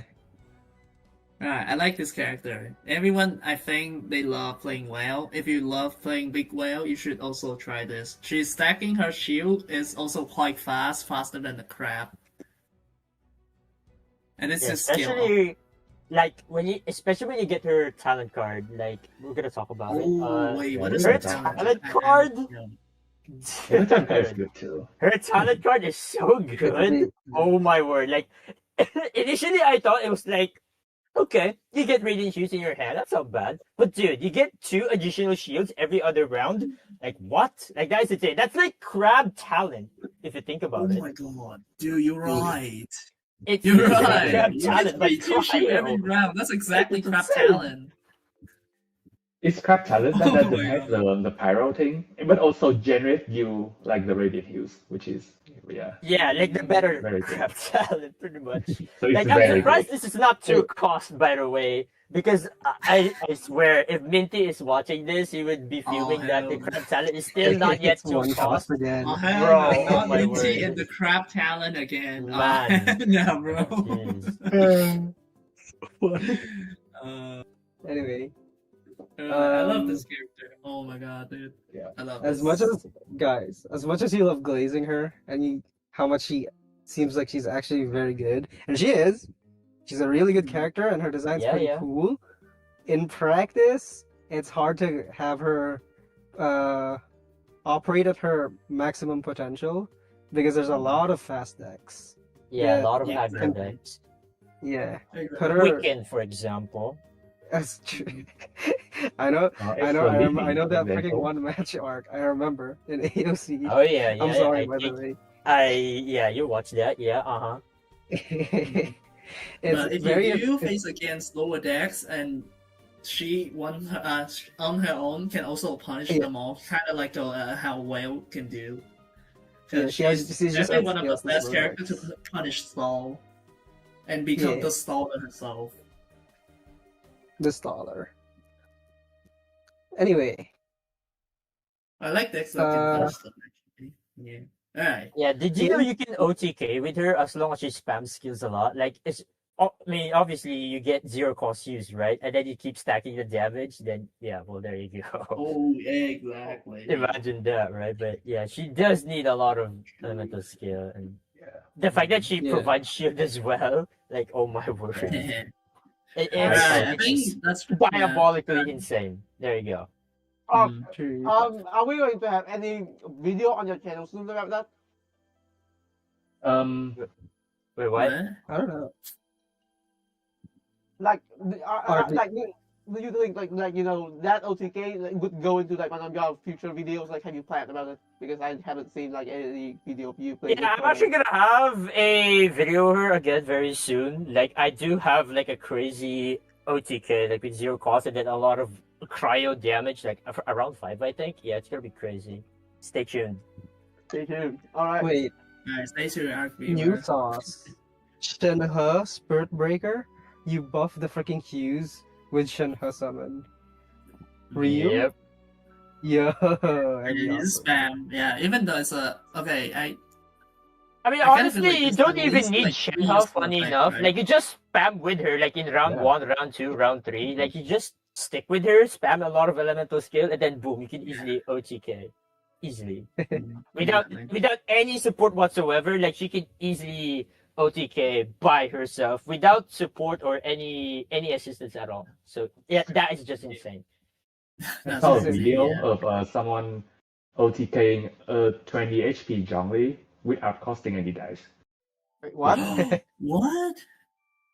Without using any dice. They just spam the Radiant Hues card like 5 or 6 times, and Zhongli just dies from 20. Yep.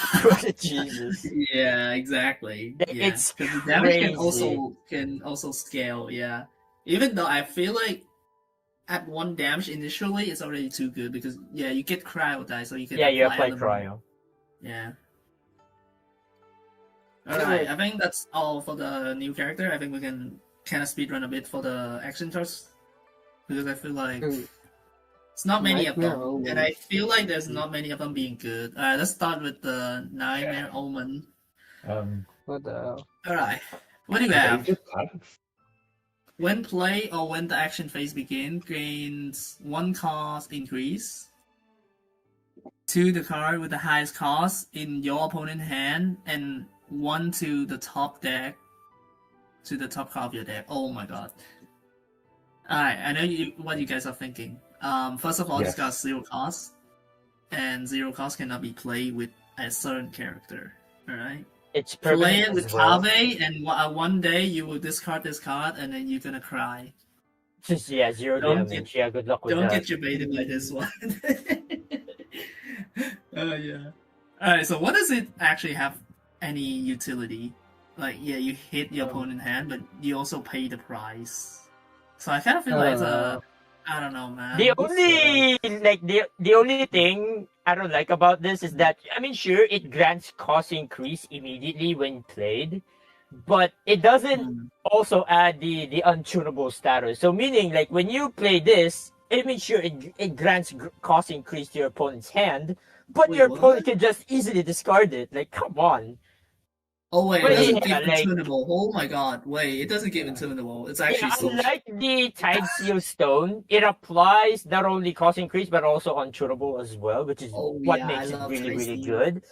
But unlike this one, I mean, sure, it's permanent. Like, you can have this, like, all the way until, like, round 10, sure. But having no untunable alongside with cost increase is just so bad overall. Oh, Um, yeah, and then we it have a also hits problem. you.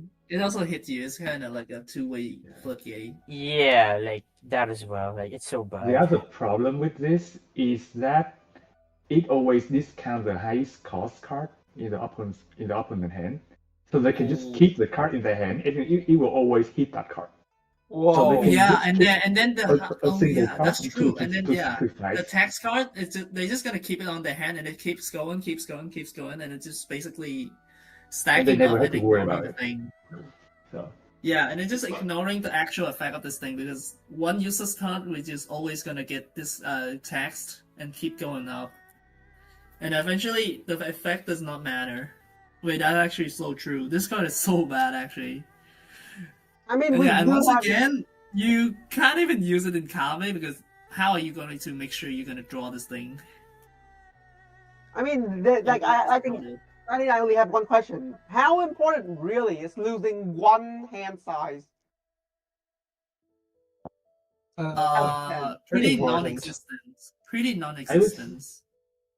I would say if Oh, this for the card opponent? has untunable and it taps a random card, then it will be kind of annoying, I guess. Yeah, But if the it fact hits that it's random not cards, then it's gonna be untunable and annoying. it always Kinda like, discounts the highest card makes it not annoying at all.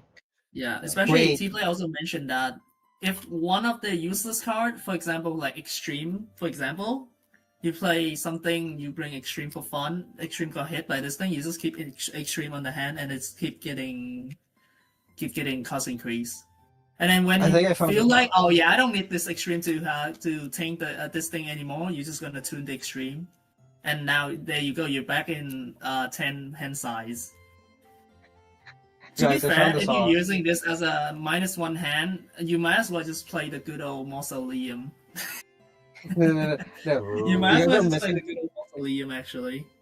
You Because guys are missing the good At effect. worst, Mausoleum can still hit 4 cards. I have At the work. sauce for this card. I have the sauce. You play it. You play it with cleaning time to get the extra status on the card. With the other side. That is true. And then you get That is true, plus but 2 you also cleaning enable time. that to your Okay, now opponent. that's funny.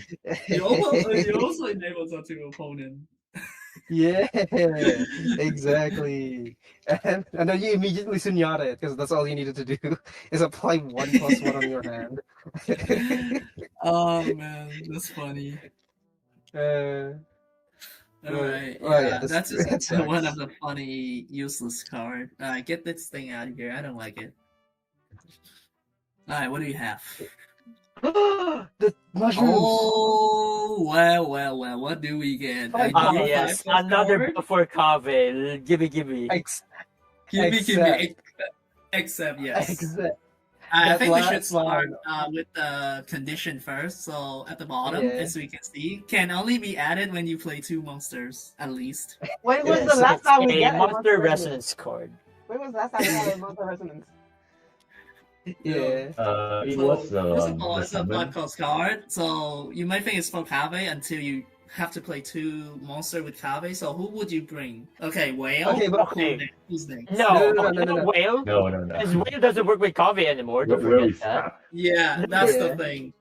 You But can let's assume okay, that. the best way you can bring this with Kave is that you run Oceanid and then you bring Oceanid Talent with it, which adds you another 4-cost card. Okay, that's exactly. actually cool. Wait, no. Right. I think it's also Oceanid and Tulpa. I think it's Oceanid and... Do you guys have any guesses? And whale, because we also have chicken. full cost No, talent. Harold. It's the Dendro chicken. It's It's Dendro the chicken? Yes. It's 12 really well, HP full talent. and provides a lot of damage. Like, you're gonna get a lot of Hydro from Oceanid anyway, most of the time. Like, let's say in round 1, let's just imagine this, right? You play Oceanid, Cave, and the chicken. Round 1, you elemental skill with the 3 costs, you get the frog. Oh, wait, that's the worst summon. Well, you skill again to get either the bird or the squirrel. Like, if you get the bird from Oceanid's first summon, then good. You go to Cave, and then you elemental skill with Cave on the first round, then that's good. But if you get George, you get the frog, you have no choice but to summon another mimic, the Oceanid mimic, just to get the Hydro going. Because if you get George, and then you swap to Cave, like, where's your Hydro, dude? Like, where's your Hydro app? Like, it's gonna be so bad. So there you go. That's my number 1 tip. I haven't cooked that yet, and I'll be cooking that very soon. I can't wait. Ooh, Excellent. wait, Looking forward to okay. it. That's gonna be Focus. fun. Yeah, it's gonna be fun. The good old George. Yeah. Alright. For those who don't know, I love Oceanid Oceanid since 3.3. But yeah, enough of discarding this thing with Cave. We can see what it does actually. Wait, no. We haven't seen what it does actually. No. Completely read it yet. Bring us back. Okay, Sorry. Overall, this card is bad though because it's 5 costs, and if you want to, like, I mean, sure, there's like cost reduction, right? Like while this card is in your hand, like you have to get this, right? While this card is in your hand, you have to get it first, and then when you start spamming elemental, not elemental skill, but rather skills, right? No, I'm not saying elemental skill or elemental burst. You ramp the cost reduction with this card, and once when you play this card, you pick one of your monsters to get the +1 damage. If it's discarded, otherwise, then one of your monsters randomly will get +1 max HP. Yeah. Oh, okay. I mean, Okay, to be fair, If you I rank- have one good, not good deck, but I have one decent deck in mind that could definitely play this. Is Con Beast. Yeah, Con Yeah. Beast. Yeah. So it's a pretty fun thing. So as we said, yeah, it's permanent +1, right? So it's technically a weapon to a monster. Yeah, pretty much. Yeah. The sword. I mean, I could definitely try this in Con Beast. Obviously, it should not be working too good for this reason, but at least, yeah, Con Beast could do quite a lot of actions. The only problem though, Croc skill might put this thing back to the deck, or you could just accidentally discard this thing with your block. So, well, Yeah. even the best Most deck of the that time, could use it might not be good. Yeah. like most of the time when you play or even bring this card, like most of the time you're just gonna bring it just to get the random +1 max HP to one of your monster cards. That's pretty much it. Like getting the Yeah. +1 damage part, it's gonna be very hard to get it because it's very And it's expensive definitely at not gonna be first, worth it. and yeah. Like most of the time you're gonna be able to play this like 3 costs or 2 costs, which is it's very hard to achieve. But yeah. Yeah. Also, one reason why it's not really that good is that So basically, we all know about weapons. It's only good for characters that can do multiple hits. So basically, to get this card worth playing, you already having to spam your skill, and already that's a loss of damage already. So like, kind of like you want to waste a lot of skill first, and then you can equip this card instead of having to. Getting to play this card and start getting value quick. But yeah. If you think about Oh it, yeah, it's- someone in the chat said it's decent with the Spiritspeaker. Unironically true, because most of the time when you play true. Spiritspeaker, like you would have another monster card with you. Like it's either the Hydro Rogue I think Literal or Herald, the Herald. Yeah. Okay, yeah, Heavy. not really that's true because Spiritspeaker is actually a monster as well. And when you get Why this should card monster? early, since you're gonna spam a lot of elemental skill with her, like most of the time, like you'll be able to play this like 0 cost, and then you'll be able to play this either to the Hydro monsters you have or Spiritspeaker herself, Yeah, which is kind of convenient if you ask me. But no, like I don't think it's even worth it. But I mean, if you want to, then be my But guest. yeah, if you could try and make good use of it, you could use it with Spiritspeaker. Yeah. All right, there we go. I think we can now move on to the next card. That's a fun one. Sorry for the mishap with the story. I thought you were ready to move on. Anyways. Power Research. Power Research. I love this card. I also love this card. I love it. Okay, very simple effect. Next 3 times you play a card that has a current elemental dice cost of 3. So it counts when you get a discount on your card. For example, if your 3 cost turns into 2 cost because of cost reduction, it no longer counts in the effect. So watch out for that. Okay. Yeah, So basically, after you play a when 3 you, cost, you get a random dice. Very good. Yeah, exactly. So yeah, and it costs 1 dice, and the effect is 3, so it's positive 2 dice for decks that could get the full value. And for the most part, decks that run a lot of 3 costs are like hyper magic decks. Or not hyper magic, it's like regular magic decks that run gilded. Yeah. Or the and by their own, they already run stuff like Countdown, which is already a thing. Also very good. Yeah, Countdown with Legend of Vanessa and stuff like that. Exactly. Really good. Yeah. Exactly. Really good. Yes. I regret I did not purchase this because right now I don't have any coins. Like I have to wait for next week for the weekly reset to buy this because I've been spending all of my coins to buy the prestige skins of the new the 2 new elemental transfigs. So SMH. Right. And one most important thing about this card, it's lacking of 1 keyword during this round. This card is totally rampable. You can round 1 dice for 3 for future rounds as soon as you use 3 cards in the futures. Yeah, it's very also nice. True. Yeah, very flexible, very good. More dice for Magic, and Magic needs it with all the new different wovens that we're getting and new dice effects that we're getting. Magic kind of needs the dice now because they're not keeping up with the current round. Exactly. All right. I love this card, man. This is so good. I think by far this is one of the best cards we received from this patch. Really flexible, 1 cost, get 3 dice. So good. And on top of that, rampable. Oh, works with talents too, by the way. If the talent is 3 cost, and it's like a skill for example, if you play Frost Moon other side, your talent didn't get discounted by Frost Moon, this thing got your back. It got your back. Oh god. Why is there a timer? There's a timer at the top right of the screen. We gotta go. Yeah. I mean, oh, dude, we have been wasting too much time here. What the hell? We already did this. We will talk about this. Wait, hold on. Oh yeah, I forgot. We need the food.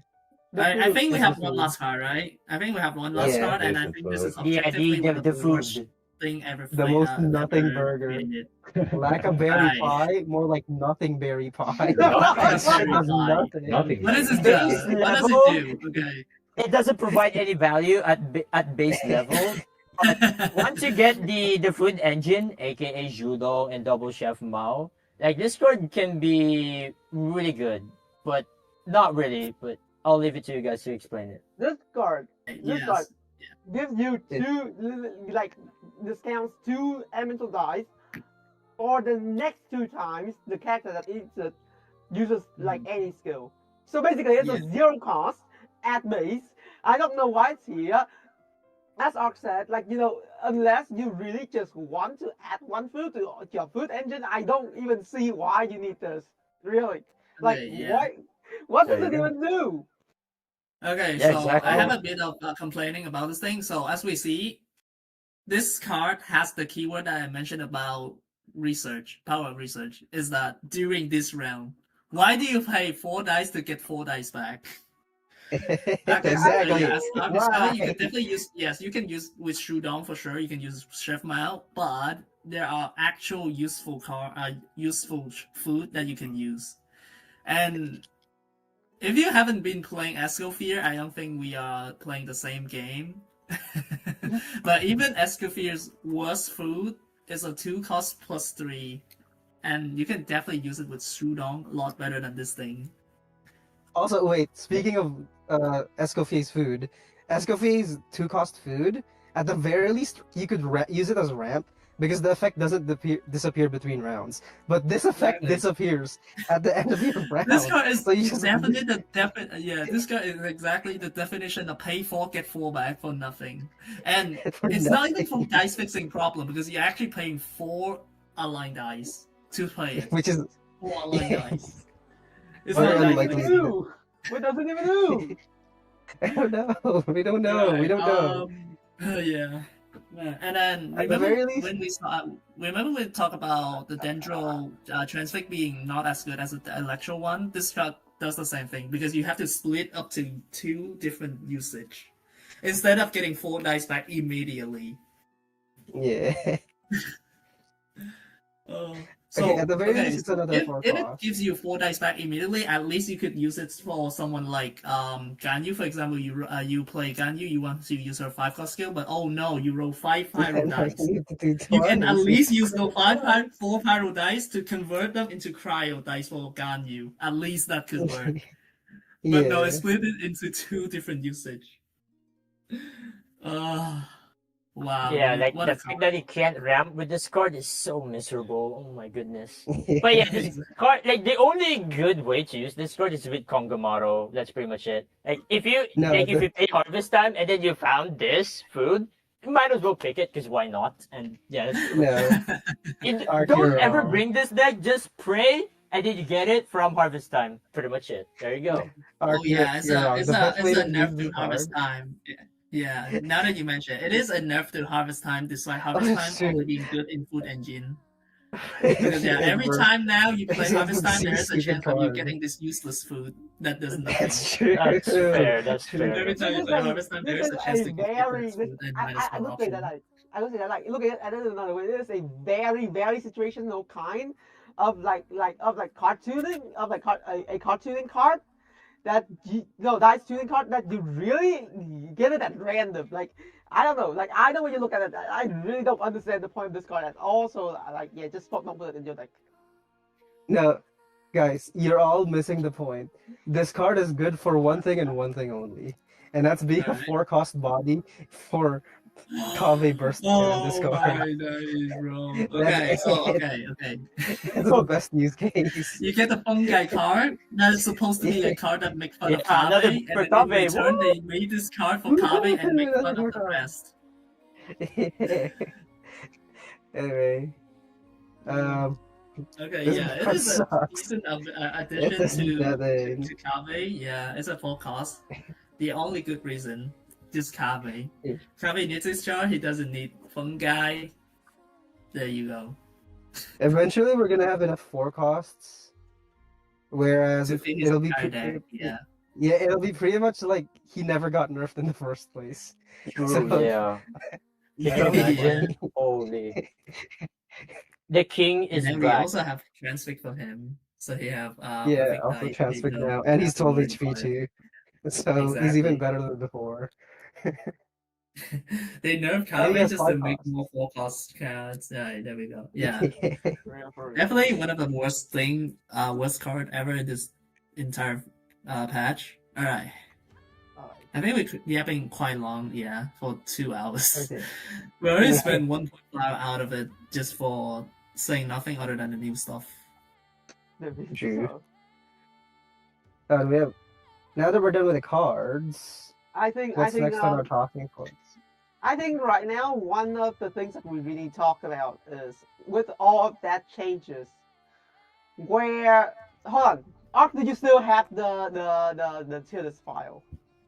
Because I'm pretty sure you should have been. Oh, the file itself? I don't think so. Wait, let me check if I have it. Yeah, because I have it. I'll send it in the where is it? The podcast chat. Yeah. Alright. I'll have it. What do we have? I'll have it send it here. Hold on. Because my question. Luckily, I saved it.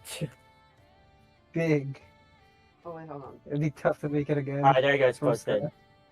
Alright, one second. Alright. Let me just load it, and then we are going to talk about this for a second because I do want to have your opinions on with all these changes happening, where do you think they some cards will change Yeah. Microgements? Microgements. All right. Let's go to. Give me a second. It takes some time to actually switch between windows. So Okay, first things first. We severely underplaced one of the cards. Like they're way lower than where they're supposed to be. which one? It's It's Crocodile. quite He's not few. supposed to be A tier. He's supposed to be S tier, in my opinion. He's kind of too low. Crocodile's too good, Yeah. man. But I mean, yeah, he's kind of universally good as a Hydro Like bottom Anchor. S, I guess. Yeah. Yeah, Like, yeah. he's- I kind of agree. deserved it. He's in the yeah. same ballpark to me as Station in terms of a Basically, value the more character. we see Yeah. the Kirara deck, the more we can see how important this card can be. Yeah. So that's one. Put Crocodile in the bottom of S. And for two, Escalade can stay at the top. Okay. I don't really care. Wait, not To be an fair, we Esco kinda- Lily. Like, I don't know if you guys played a lot of AOC recently, but honestly, in my opinion though, I feel like Esco Lily is starting to fell off. No. And, It is. okay, and the It reason why is. I think it started to fall off is because Aoife with Cookie just Storm bad. Gate starting to rise up in the meta to the point where Escolini just got dethroned because of that. I don't know. I could be Yeah, wrong. It's just my opinion. Well, Yeah, actually, in AOC, that you is could all take in terms of usage. you could technically take Joyous. Joyous in Escolini, and And then- you let them yeah, score one, and then you leave them completely clueless with no element left. Exactly. Actually, we can even check the weekly data from the GITCG, I guess, and see like what are the usages for Escolini in the what 6.6, right, or Luna VII, and then like compare Nobody it to really uses Escalade then. to the cookie shenanigans. Mm. Yeah. Yeah, I don't know if you can pair up TQB, but for those I already have it here. So yeah, like if you guys check the GITCG again, we have the website GITCG Community Versal.app. Like if you guys check the patch Luna 7, yeah, like here you go. Like a lot of people played Cookie, Hazo, and Aoife, and then I mean obviously people still play Escolini, but it's getting less and less. Like I would not be surprised if like the usage for Escolini for this patch for 6.7, yeah, and or Luna 8, like it's gonna get even lower and lower. I could be wrong, but we'll see what happens. Because more Yeah, like yeah. Spiritspeaker, for example, like Spiritspeaker might skyrocket to like top 2 immediately as the top deck for this patch for sure. Yeah. I think We're gonna see how it There's happens gonna be- because old decks tend to be replaced by new decks, unless they are bad, unless new decks are bad. yeah. My prediction for the decks that'll pop up this patch, one, there's gonna be a really good Quicken aggro deck that people will Yeah, gravitate Quicken. towards. It's like Yeah. it's gonna get 5-0 in the first week, and then people will keep spamming it I'm on not weekly sure and if it'll it's keep gonna winning. get 5-0, but sure. I at least expect it to be 4-1 at least, definitely. Yeah. At least 4 I'm sure it could wins. get 5-0 though. It could. It's it in the could same- because it's really good. It's in the same ballpark as the Nilo aggro list, in my opinion. But yeah. And then for the other decks, there's probably gonna be a Spiritspeaker deck, but I have my reservations. It doesn't match well into the meta of the not the AOC, of the weeklies, because weeklies people tend to spam aggro decks, and it doesn't do well against the aggro Escolini is stuff. still good. It's just that people play with new shiny toys. Yeah, exactly. Because Yeah. you kind of want to have to play new stuff because it's new and people want to try it Yeah, out it's and stuff. fun. Yeah. Now and that if I it's think fun, about then it- people are more gonna play it because I kind of feel like yes, playing the very same deck ever since Luna 3. Yeah, Escolini is Luna 3 by the way, all the way Like- to Yeah. this patch. I wonder It's how already five long patch already. Escolini will be relevant in the meta. Like, is it gonna Probably be for- as long as like? Because remember, Mew was very relevant for quite a No, long no, no. time. I think. It Yeah. wasn't new. The longest standing, most relevant core. It wasn't really like a deck, but it was like an archetype of a deck. Is like the Electrocharge decks that ran Oceanid and Fischl or Oceanid and Yai. Yeah. Like that's That as the well. longest standing deck archetype in the history of the game, and I think it lasted for like 2 years in terms of how long it was relevant, Sheesh. because it went up to well into Hyper Magic era. Yeah, Which I is would like not be year surprised 2. if Escolini ended up the same length as that Oceanid VGR official. But yeah, as Yeah. long We're gonna as Yeah. the deck doesn't get any changes whatsoever, I think the deck will be relevant for a very long time for sure. Yeah. Yeah, exactly. Also, I kind of like having Escolini as the benchmark, because it's a benchmark of, is your aggro deck aggro enough That's to true, yeah. outpace the Escolini's pressure?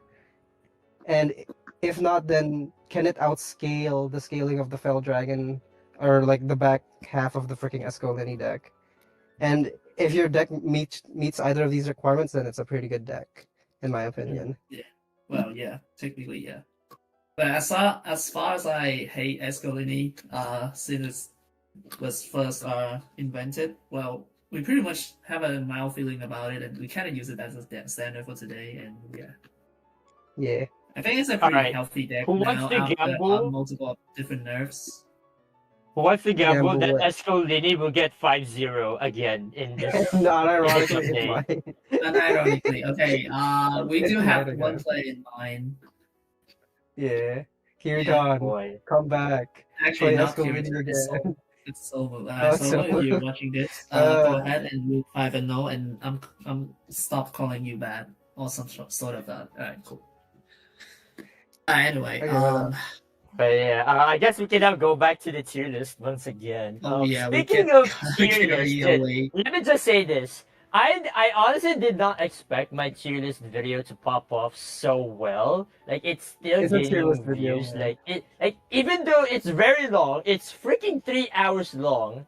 And to be fair, that is to be expected. I even told Kerching and Coffin like, hey, we're gonna make this like 1 hour and then it ended up 3 hours. So it is what it For is. real. Because to be fair, there are a lot of characters. Like there are like 139 total. Yeah. Like Yeah, that's it's a more lot of them, and there's 142 there's a now. lot of stuff to talk about from each Exactly. and one of them. So yeah, but overall, if you guys watch my tier list video, until to the end, thank you so much. But hopefully you enjoyed that. Again, tier list is just just our opinion. It's just for fun, right? You guys have your own opinion, and that's what matters.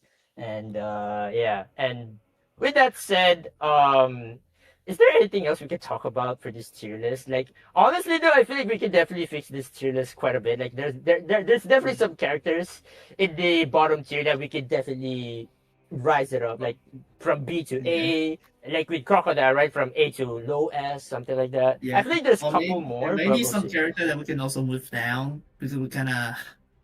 Okay. Yeah. Overestimated them. But yeah, Okay, Noelle, I feel like we kind of overestimated based on her tenure. I feel like she should be in B. It doesn't feel right for her to be in A I team kind of feel here. like yeah. Yeah. Oh I yeah. think what high else? B with Noel's fine. Yeah. Because honestly, with the Pyrocrystallized Noel, as long as you have, I mean, obviously you pair Noel with Dea to get more damage reduction.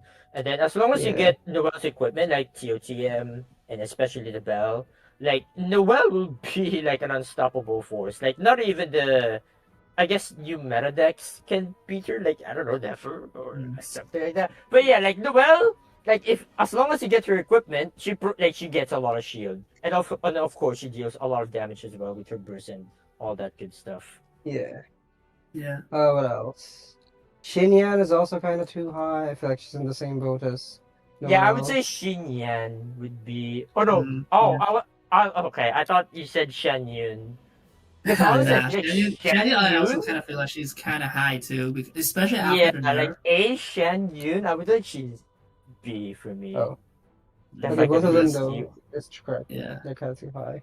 Also, speaking of What Xinyan, I don't else? see her. Where is she? Was she? She's lower. Oh, Yeah, she's she's in in A A. tier.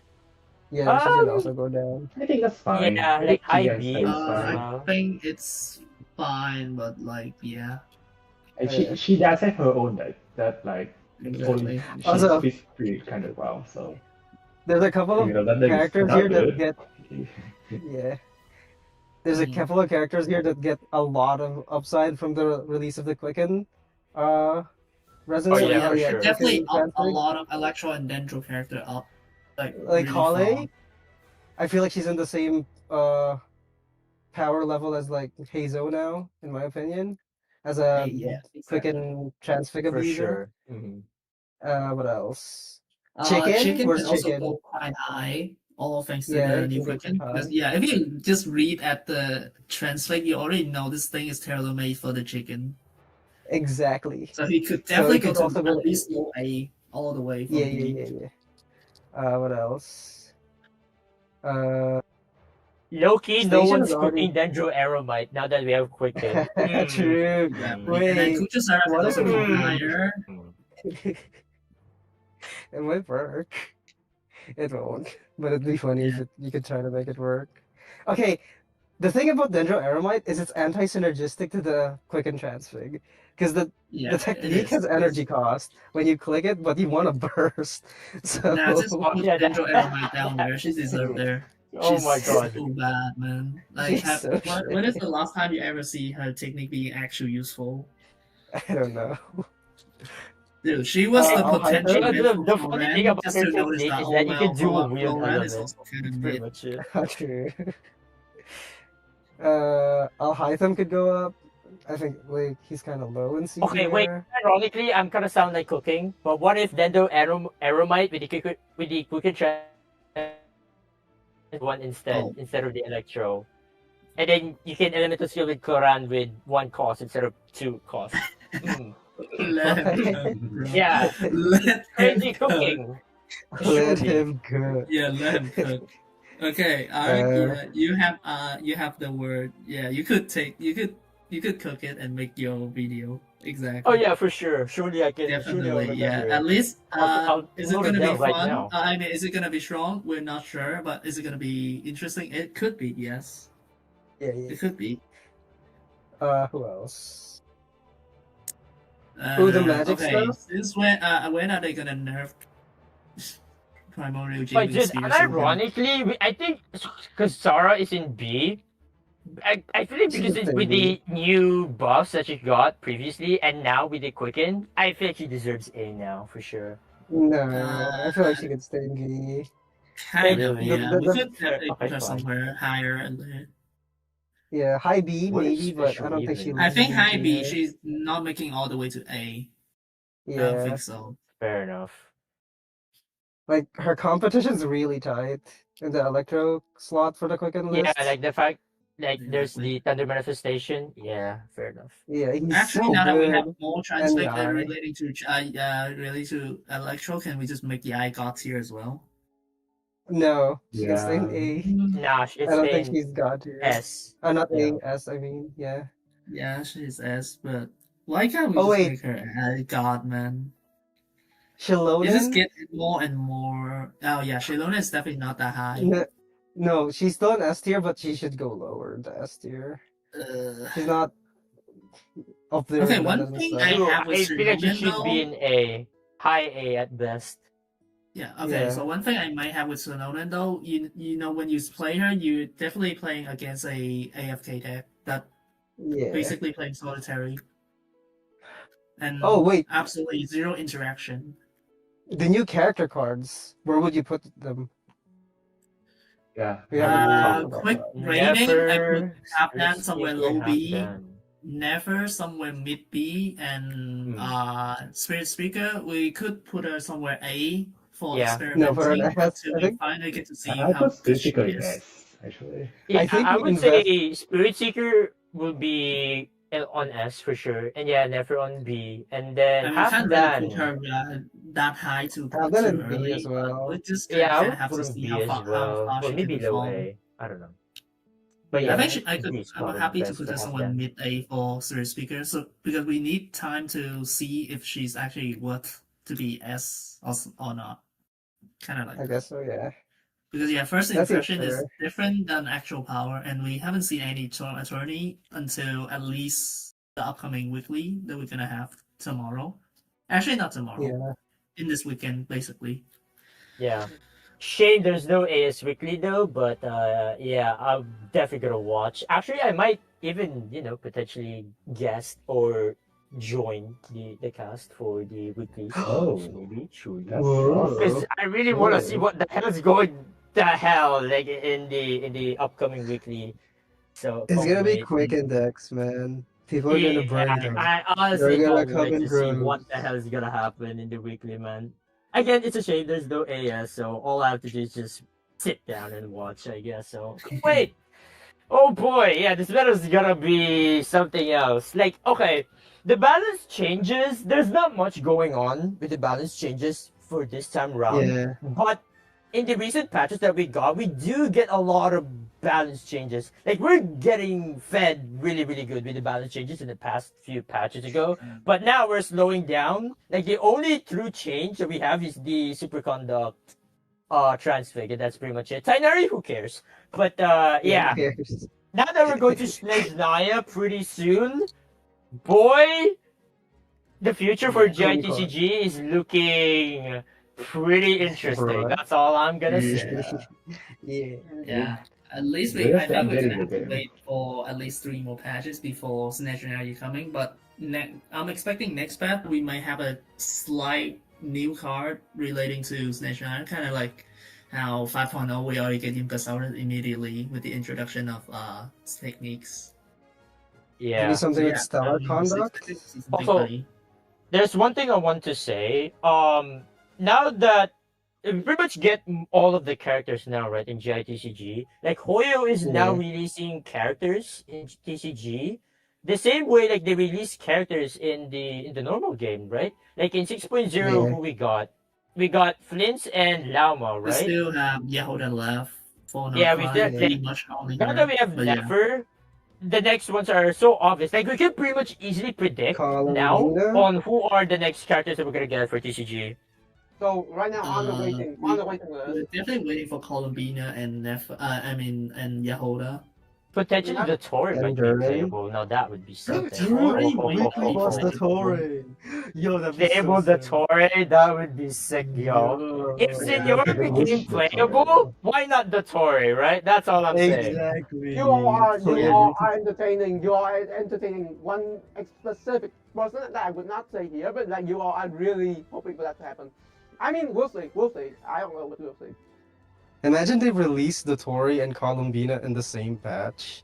Kind of like they Dude, released honestly, it can happen. Gasol. But if that happens, unironically, that match would go crazy hard. Holy, I can Yeah. already see it. That'd be That would awesome. that would extra bang for sure. Holy Yeah. smokes. Also, yeah, and then the fact that they also revised to older monster and released 2 monster dispatch alongside only with 1 playable character. So yeah, we're definitely getting closer to the actual playable character in the Genshin. So we're definitely gonna see quite a lot more monster cards. So yeah, for example, we already got like Yeah. Tiger and Croc really quick, one after Oh, each wait. other. We were talking about the Tory. We could also get But yeah, Ruin. anyway, yeah, I'm talking. Yeah, I mean like the playable monster card or Yeah. enemy cards. So yeah, basically we're getting really fast. Yeah. A lot Yeah, of also I'm glad that HoYoverse is now consistently releasing 3 new character cards because in the previous patch, right, or pretty much like last year, I think, we only got last 2. year, yeah. Like, Last there's year. only a patch we only got 2 new character cards, and I think that was something with Kinich or Emily, I don't know, or with Articuno or Kinich something. released alongside with Articuno, Kachina released alongside with Emily, sort of that, and then Molani released alongside with someone else. Yeah. Yeah. And sort of, now, yeah. with the Nod Cry and everything, we are now consistently consistently getting getting 3 three. new playable cards, which is great. And I hope that HoYoverse keeps doing this as we approach to Snezhnaya. And it's unfortunate that we're not gonna get like more than that because there was like a patch, right? Like 3.7 or 4 point something where we get a bunch of new characters, right? Like especially 3.7 where we got the Archons. And then 4 point X something we got the Fontaine cast, I think, if I'm I pretty sure remember that like correctly. it was like 3.7.3, 4.7, 5.3, and Yeah. yeah, like They kind of I had mean, to do that though. I'm during very those happy patches. that you know they stopped doing those things because like I'm very worried every time you do that, like because the thing is that you have to balance all of them. Like most games only release like a few of True. them at once. The fact that you release a bunch of them like that, when your like balance cycle is like every 6 weeks, and you have only done like one hotfix in your entire lifetime, because it will affect the people who only play PvE, right? So like you just do like one hotfix for the entire lifetime, and that one was while tournaments still exist. So like I feel like them slowing down a little bit now, like at this speed, I think it's fine. I think they really should be keeping this pace. Yeah, like I think HoYoverse found the balance now, and they can pretty much like consistently like do the same thing, like pretty much when we go to Snezhnaya, which is great. So yeah. Yeah. There's only Also, one thing. sorry. Yeah. In general, they kind of done Yeah. a better job designing character cards in recent years in terms of figuring out which ones will be broken and trying to tune their numbers down. Or in the case of like Escoffier, they design a character that's blatantly overpowered and has overtuned numbers, and then they just give her 11 HP for the fuck of it. It's like, just give her 11 HP. Why not? Yeah, And then not they, to mention the 11 HP and 12 HP shenanigans, right? Like oh I can't yeah, true. believe like we're now going like above, like we're like I thought like TCG is gonna be all about 10 HP. Now we have 12 or even 13, for example. Like maybe in Yeah. the near future, like the limits might go higher and higher. Like I don't know, man. Like who knows? Depends on the Like power creep. yeah, We'll like TCG is not escaping the power creep. Holy. Not even TCG is safe, man, from the power creep. Sheesh. Yeah, no, but like, I think like the fact that they have the physical game, right, like ranking everything at 10, it's probably a good practice for them to ground the whole thing at like more or less 10, maybe plus minus a few, but like they can go anywhere beyond 15. Is what I'm saying. Guys, I've heard word, and JP ranked is spamming chicken Quicken. Oh no! It Oh it my already God. begun. It's The begun. epidemic of It's Quicken. begun. It spreads very quick. Yeah, Right. as expected. As expected. Quicken. It's very quick. It spreads quick. Okay, I'm done. Okay, we're It done. spreads quicker. Anyways, oh yeah, the better timer. I mean, I did set it so that if it goes to 0, we go into overtime. Wait, Nah, why I does think it we can overflow? The overtime Why overflow. is It's like, why is Yeah. reading overtime? because I think we I yeah planned we it for it covered to be everything. I planned it to be Every 2 hours. I did not expect it to go beyond 2 hours, but like I don't care. Anyways, yeah, I can't move this thing right now. So let's forget about that. But still, we do have one more thing on the schedule, something that we don't really mention much. Actually, we didn't mention it at all ever since that part where like I said that like we are going to have it again. what is it? Yeah, it's the It's a co-op co-op league. league. Okay, Yeah. I need to join co-op league, so I'll leave it to you guys to explain the whole thing. Yeah, me neither. So Okay, so just coaching and Coffin. here only me and Coffin are playing in the same team out Barely. of the 5 that are here. Yeah. Very biased. And well, at least our team is doing well. But yeah, alright. Any update that you want to I'm share not. to PP? Not Dude, I've much. lost 3 of my 4 games. This This is is horrible. It's a skill issue. Wait, which team are you on, by the way?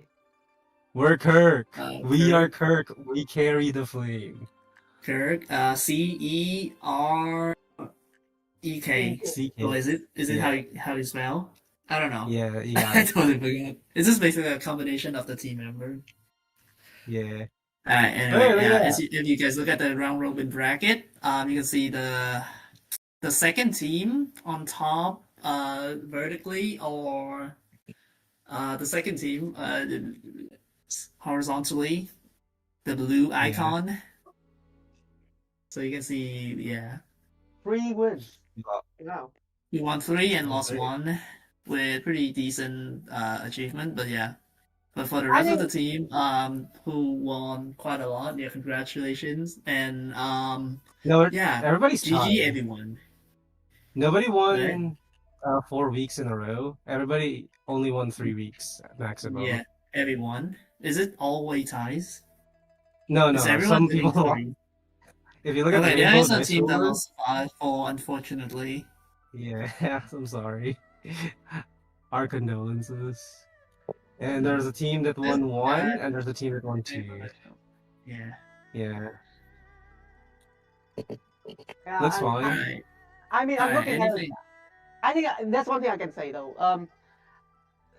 I feel like week one, like I don't know like how to say about this, but like I don't know. I'm guessing like what actually happened to you on week one really like because I saw week one and I think like it was really restrictive in the sense of like oh you have to use these cards instead of like oh you can use these cards with the restrictions, right? We're just getting our bearings. It was like Yeah. trying to acclimate, adapt to the new format. Because all I've been playing is regular TCG. I haven't really played weird, restricted formats like this. Yeah, I to mean, be fair, the first round, the first week is kind of chaotic, and yeah, the deck building is kind of too restrictive. Is really restrictive, yeah. Yeah, and you kind of have to play specific characters, right? And my god, my game lost because my opponent high roller. I mean, yeah, high roll harder than I did. And my game lost because I had Jean instead of Hazo. Oh, and I hate Jean. Yeah, it's totally not comfortable at all to play decks like this. Yeah. Yeah. Yeah, I But mean, yeah, You it can also is scroll what it is. down. It happened. You can scroll down, look at the standings. I think Silky's team is the top one in the thingy. I think everyone is doing 4 win 1 loss. I mean 3 win 1 loss anyway. So pretty much a lot of. Oh yeah, we have 8 teams.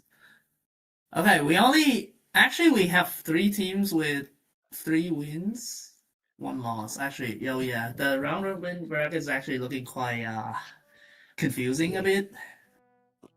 Yeah. If you guys can look at the names of every team, they are all very original. Obviously, our team name is the most original ones because we are required. Everyone is required to have original team names, by the way. So keep that in mind. I know. It is a part of my joke. Real. They are all very original. Yeah, very original. Combine the name of everyone in the team. Isn't that just fun? It's still original though. It's still original. I think none of the other teams actually came up with that. But yeah, I mean, we are currently in the middle of the season. We are currently in a break week, and the next challenge is being sent to teams next week. We have 3 rounds left before we are going to the bracket stage, which, by the way, every single team is going to go to the bracket stage because we only have 8 teams. But that also means we have 6 challenges left after 4 of them. 3? So, like, isn't it? Yeah, so 3 for week 5, 6, and 7, and then 3 more for the bracket stage. Yeah. Okay. Please, Leoric, if you're listening to the freaking stream, please, let me do an auction draft. Please, I'll drop from team leader. I'll do it. I'll just let me do a freaking auction draft. Please. Anyway, yeah. Okay. Bargaining. I see bargaining. Listen. My only problem is that apparently I was told by a certain TO that I would not just like for this season I am not going to be allowed to add anything into the list of challenges. But I won't say the same. Might apply to next season. I don't know, maybe at some point in time I would be able to be like the one in charge, and when I'm the one in charge, maybe we'll have that. Or maybe we can even have that as like a separate thing, really. Because I was thinking, okay, what other formats can we run? Right? What other formats can we run? Because, Cope League is fun, but what about all the people who cannot join the Cope League? What do we do then? right? That's gonna come in time. I'm not sure exactly how it's gonna take shape, but I feel like it's something that we kind of have to do anyway. But yeah, that is the Co-op League. And also my apologies for not posting them on the YouTube channel because like I was about to like put them on There's YouTube nothing posts. to post. No, but like no, the rules and the results that could be helpful. But like apparently, I mean, it turns out it takes But there's so no much mods to time to watch. like make customized graphics for all the rules. That's when the rule changes every week. This is just like Sam Reich's Game Changer, except with Genius Invocation. Seriously. Yeah. With like 100th of the freaking production value. But yeah. You also watch Game Changer, huh? Yeah, dude, it's so good. I love it. I saw the shorts, I was like, I want to watch this. And my freaking cousin had the freaking the subscription to their thingy. And I was like, hey, you want to watch it? I was like, okay. And I binged the whole freaking series. It's so good. Wow. But yeah, I mean, maybe I can try to bring that chaotic, nature into next season. Because this season, I don't know. I think it's best if you just let someone make up random rules. As long as they are not too restrictive, I think that they are going to make forward some entertainment. Because I feel like sometimes the rules can be so restrictive or maybe so complex. It's going to be challenging for people to come up with and at the end of the day, we want to have fun. So that's gonna be it for the co-op chaos. And before we go to the final part, which is the tournament schedule, I think we kind of need to discuss about what's gonna happen to the next episode of the Bar Table. Because this is very interesting. Typically, the plan was to have an episode in week 1 and then an episode in week 5. Week 5 specifically because I don't want it to be too close to the final week of the patch, because by then whatever we discuss might be outdated. However, I feel like things have been a little bit messy because week 5 of this version is actually, how do I say this? It is going to be very special. It is going to be the special program of 7.0 Tighnari, and what that means is the program on its own is not really a big problem. It's about the fact that HoYo FEST also happens that week. HoYo FEST happens that week, and also China Joy, but I don't know anyone who's coming to China Joy yet. So basically, what happens is that one, I am going to HoYo FEST. I'm going to go 4 days because it's important to represent the community. But also that does mean that we won't be able to react immediately to the special program, because the special program is very likely to be at noon. I think you all know what happened the last time it happened in the middle of a real life stage, right? Oh yeah, I remember that when we got the Natlan trailer during the HoYo Fest. Oh my god, that was crazy. Oh wait, are you going to HoYo Fest this year? Yeah, for sure. It's July 30th something, right? Yeah, I will. Yeah. July 30th. Dude, are you gonna go as well? Dude, we might I meet. think so. It's Damn. Damn. Yeah. Meeting each other. Yeah. No, Maybe. actually no. Because there are 6 locations of HoYo Fest, so I will be in HoYo Fest Vietnam. I don't know about ARC. Yeah. Yeah, they Yeah, are. for those who don't know, me and Coffin are from Philippines, so Yeah. obviously Yeah. we're gonna attend HoYo Fest Exactly. Philippines in Manila. So yeah. Manila. Unfortunately, TBlaze from the north of Vietnam, so that I don't know if we can fly him to the south. I can actually. You I'm just buy actually him the have a ticket. plan Just to buy him the fly ticket. down Dude, to the south. ironically though, I really want to visit Ho Chi Minh when HoYo Fest is out. Like that was my initial plan for this year, but I was like, you know what? I'll probably save it for next year instead. Because Yeah, you for gotta those who save it don't for know, by the way, I when- did visit Vietnam, but it was in Da Nang, not in Hanoi or even Ho Chi Minh. It was in Da Nang. That's like in the middle of Vietnam. So yeah, I Yeah, had a great same. time, by the way, and I mean, exploring Da Nang. to be fair, I was right? I think culturally exposed. yeah. I mean, to be fair, I feel like the next HoYo Fest might be like, I don't think the next HoYo Fest is going to be announced. So like wherever it is, I feel like you're going to be having a great time. I still hope like HoYo Fest 2027 is still in Ho Chi Minh City, so that it's easier for me. Oh yeah, for sure. But like I don't know. I mean, I can't promise anything, right? But like, if possible, like if you are saying that you are going to commit to going to like Ho Chi Minh City or like anywhere that has like HoYo Fest in Vietnam in 2027. We can like I can try like find like the people from like who host like the HoYo Fest, and see if they can invite you as a guest. Just saying, I'm not promising anything. Damn. Dude, I mean, if that happens, that'd be great. Yeah, sure. yeah, I mean, at the end of the day, yeah, you have the gold card back. I think it is. Yeah. It is a possibility.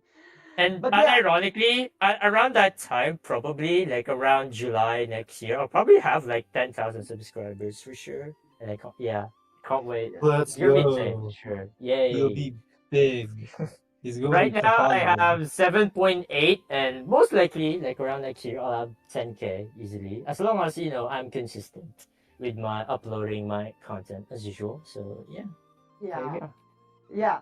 Okay. Anyways, the point of that is that I'm not sure if we are going to have a bar table that weekend. I don't want to skip like the second one of the version again. We did it last patch. We really don't want to do it this patch, but I'm not sure when we should host it. Because right now here's the thing: week 2 is like way too close to this week, so like we won't have a lot more to talk compared to like the previous week. Week 3, there is another event that I have to attend, which is like Hobby Horizon. To all the Vietnamese viewers, I really hope to see you there. He's not gonna get anyone. We're gonna get anyone. No. I mean, someone will replay this. And then the 4th week of the patch is gonna be like the only time that we can run that. So maybe we can run that. I also thought that like if we run one between now and HoYo Fest, and then we run another one like after HoYo Fest, not like after the entirety of HoYo Fest, but like after one certain day of the HoYo Fest. Wait, Ark, quick question. Is HoYo Fest Philippines in a mall or is it in a convention hall? I actually have no idea. Coffee, do you have any? I think it's in a mall. It's Ayala Malls, if I remember correctly. Last time or last year, it was like a convention hall, right? If I remember correctly. Yeah, it was in a convention hall. Yeah. But this time around, this year, I have no idea. It's definitely a new location though, but I don't know. Yeah, I have no info. I think it is Ayala Malls, the big one. Whatever that is, it's definitely gonna be my first time. Whatever location they're hosting it. So yeah. I'll definitely attend though, that's for sure, since I'm living here in Manila, so yeah. Okay, let me just see where it is, because I'm pretty sure that like it's gonna be posted somewhere. It's gonna be posted. The Philippines one is in Space at 1 Ayala Hall A to D. Yeah, it is. Alright. So wait, hold on. Is that that's definitely okay? That's a convention hall. Okay, that's fine. Okay, so that does mean we might be able to host the next episode of the bar table. Okay, so here's the plan. No promise, but if we can pull it off, episode 9 is going to be on week 4, which is gonna be on the 24th of July. And then no, right? Oh yeah, 24th. And the next one will be on like in the evening of July 31st. And I mean, to be fair, it's like only a 1 week difference, but I was thinking, Ark, do you think you can try to bait some new players into playing TCG at HoYo Fest? Do you think that can happen? No, I don't think so. Like, I mean, here's the thing. Filipinos, dude, I don't think... They don't like our games. They don't like our games. Yeah, I mean, sure they play Genshin, but I don't think they even heard of Genshin TCG. Like, hell no. Dude, my entire freaking time playing Genshin, all I've been doing is trying to get my friends who play the Genshin to play the TCG. They do not want to play. They really do not. Yeah, like, even like either they don't want to or they don't even heard of it. Like they don't know it exists, something like that. Yeah. So it's gonna be hard. So I don't think so. Hell no. I think here's what I think, right? Here's my 2 cents. And this is not. I don't think this is something that HoYo should do immediately. I mean, they can, but like, look like it's gonna be. Okay, wait. Like, TKB. Yes. There is an asterisk. If we play the physical card game, I think it'd be easier to get people to play. If you have like a setup. But like the problem is that you gonna have to prepare the cards. So I forgot to prepare my cards. I forgot to buy set 4. Right. Use your wallet. Prepare your booster packs. Buy more stuff, and then you abstract them with beautiful G4 artworks. Wait, hold on. Yeah. I think this is exactly why. Wait, hold on. Can we say it now that like we're here? Because it was in the staff hangout channel, but I totally forgot. But like I don't know if I should like tell everyone here. But basically, I was planning that like maybe we present them with puzzles, so they will have like a guide, a paper guide, teaching them how to play the game. But then they will have to solve a puzzle. I do not expect them to play an entire game, but I was like, what if we print out puzzles and then we hand it to them and then they try to solve the puzzle? What about that? Right. So I mean, I guess it's fine. I remember like before they giving out some freebies, like there was like Q&A and potentially puzzles. I guess we can incorporate puzzles like before we I guess we give out some some freebies from HoYo FEST. Like we can give them some puzzles, a TCG puzzle, and then something like that. I guess. Yeah. I guess that could work. Yeah. Yeah. I don't know if you can ask like HoYo FEST in Philippines to like allow you to be on stage like in the break and then give out. Oh no, I don't think that's gonna happen. I don't know. That sounds A hard. lot of red tape on that part. No. Yeah, hell no. I mean, we'll see. But yeah, Ark, if possible, we might probably need to like Possible, then yeah, why not? Bit of off topic. Just now I went to a local car shop. Oh my god, the vibe there is so fun. And do they know about GITCG? Oh, the card shop? No. Yes. Dude, Yeah. I was a card shop in Singapore. The vibes are great. Like, you see a lot of people They play are. different TCG and stuff. Man, it was Yeah, great. and if they don't know one, if you just bring it up to them, they'll engage with you, and they're like, "Ooh, Yeah. that's fun," and you can try it out. Oh, okay. Maybe I could try that too. That's the hard thing here in Vietnam. In Vietnam, we don't really have like TCG shops per se. Like they are mostly like incorporated into hobby shops. So like, I'm not sure if they have if they Yeah, I would say yeah. it's almost like very similar as well to the Philippines. Mm. like yeah, I mean Alright. that's the challenge for me, right? Like how do I try to get people to play the game? It's so hard. I just think it's so hard, really. It is I hard. mean, it is yeah, hard. no surprises there. And especially a lot of Genshin players just simply don't like the existence of the game because they kind of like being part of Genshin that they are not gonna play. They just simply hate that. Just like how we hate Miliastra actually. I don't hate Yeah. it. I know. Okay. Confession. I don't hate Miliastra. Like I mean, it's a really good thing. And I mean, I am a little bit biased because stuff happened to Roblox in Vietnam, but from like even an unbiased perspective, right? I still think the Miliastra is cool. Like it opens up like this venue for like more people to like develop games. Like if you feel at home with Genshin and then you want to build games, you can literally start from the Genshin client. If you don't, it only uses like a few gigabytes at most compared to the size of the game itself, which is like at minimum 20, 30. Actually, no, the editor isn't even on mobile, on a desktop. And desktop is like 60, 70-ish gigabytes. So like 2 or 3 more gigabytes isn't really a problem because most of the assets are from inside the game already. So that's why I think like Miliastra isn't really that bad. I just hate the DPS, the DPS dummy. Seriously, like sincerely, I don't know why they would exist outside of the express purpose of like letting the endgame players actually test their rotations. I mean, which is the main purpose of that, and endgame players like it a lot. But I feel like like Miliastra should have tried more to be more than just DPS dummies, And yes, Tantia said, unlike most other games, you are forced to play a separate game to meaningfully engage with it. True. Before the physical version, it was impossible to play Genius Invokation without having to play Genshin. Which I mean, like, If only there's a separate client from TCG and Genshin Impact, the people will start playing TCG for sure. Yeah, exactly. That's what If I thought. only there's a separate Have client for there's TCG. always been. I- They just I- basically like league with TFT. Yeah, that's right. Yeah, they Yeah. and They just announced that like they are going to make like the PC client a separate client too, which is cool.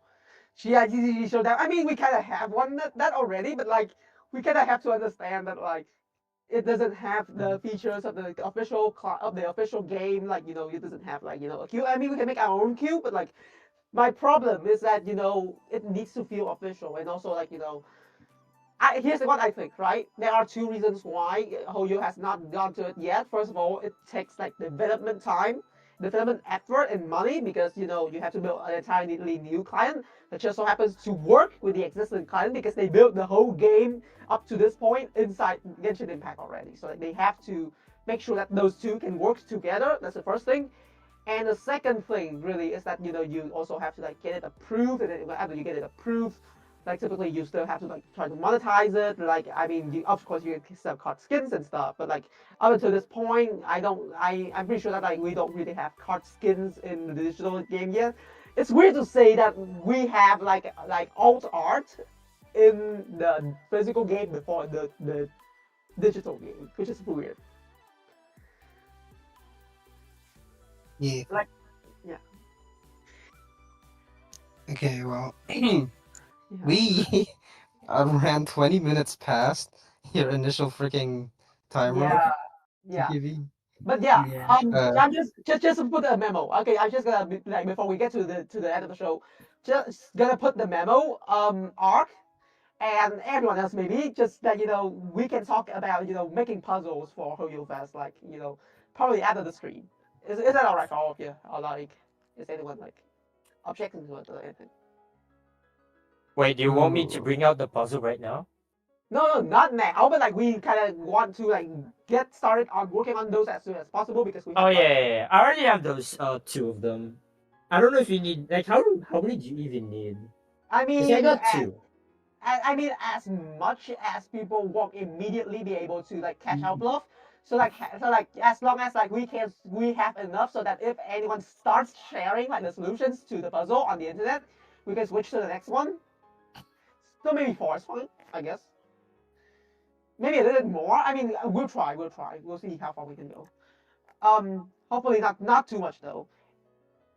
Anyway, yeah. So now we are going to go to the last part.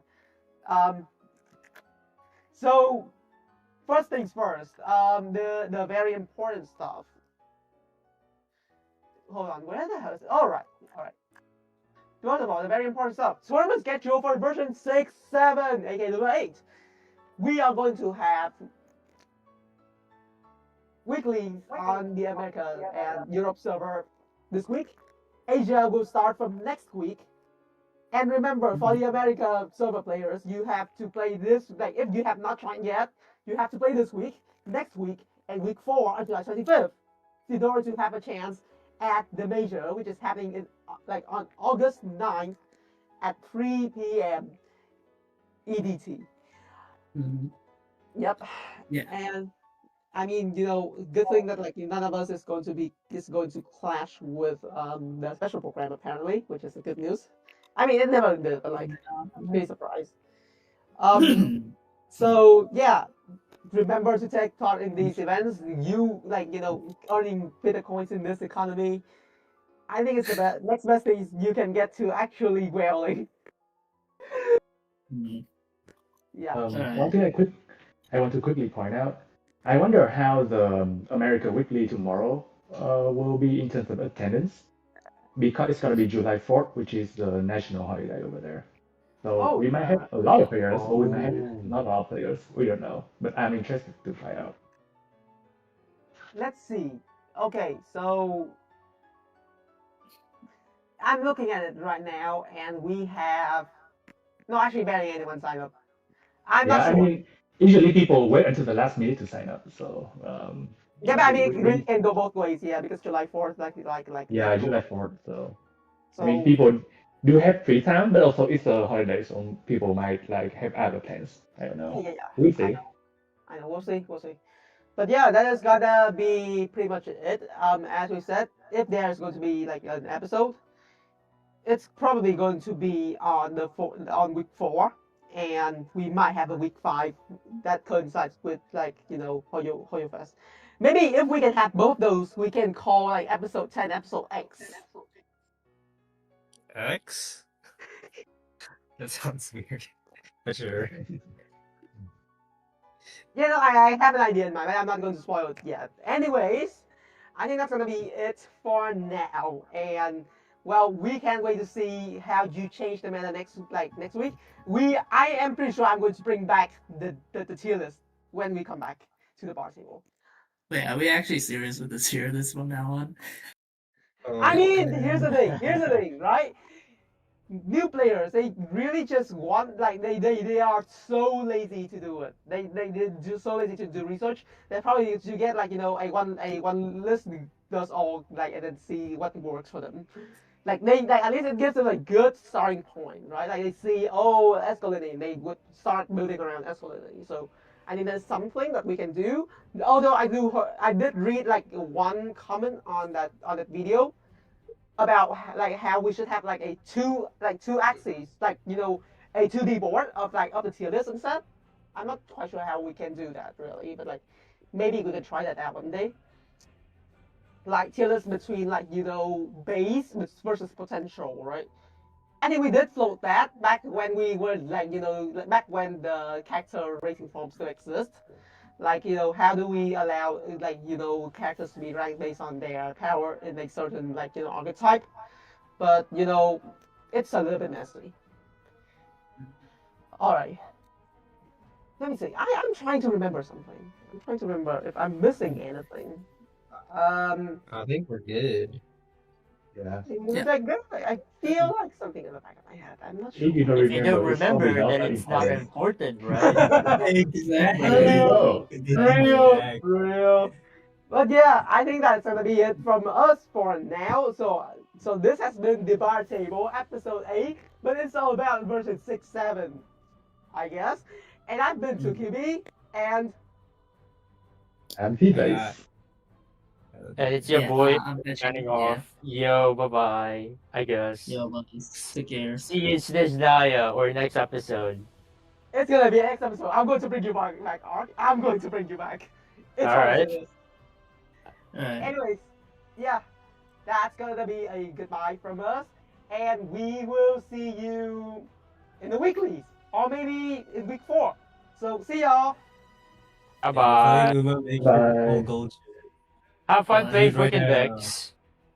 Also play Quicken. Spread the word. Spread the Quicken. Exactly. Right. Yeah. Yes. Bring it. Goodbye. Bye. Bye bye.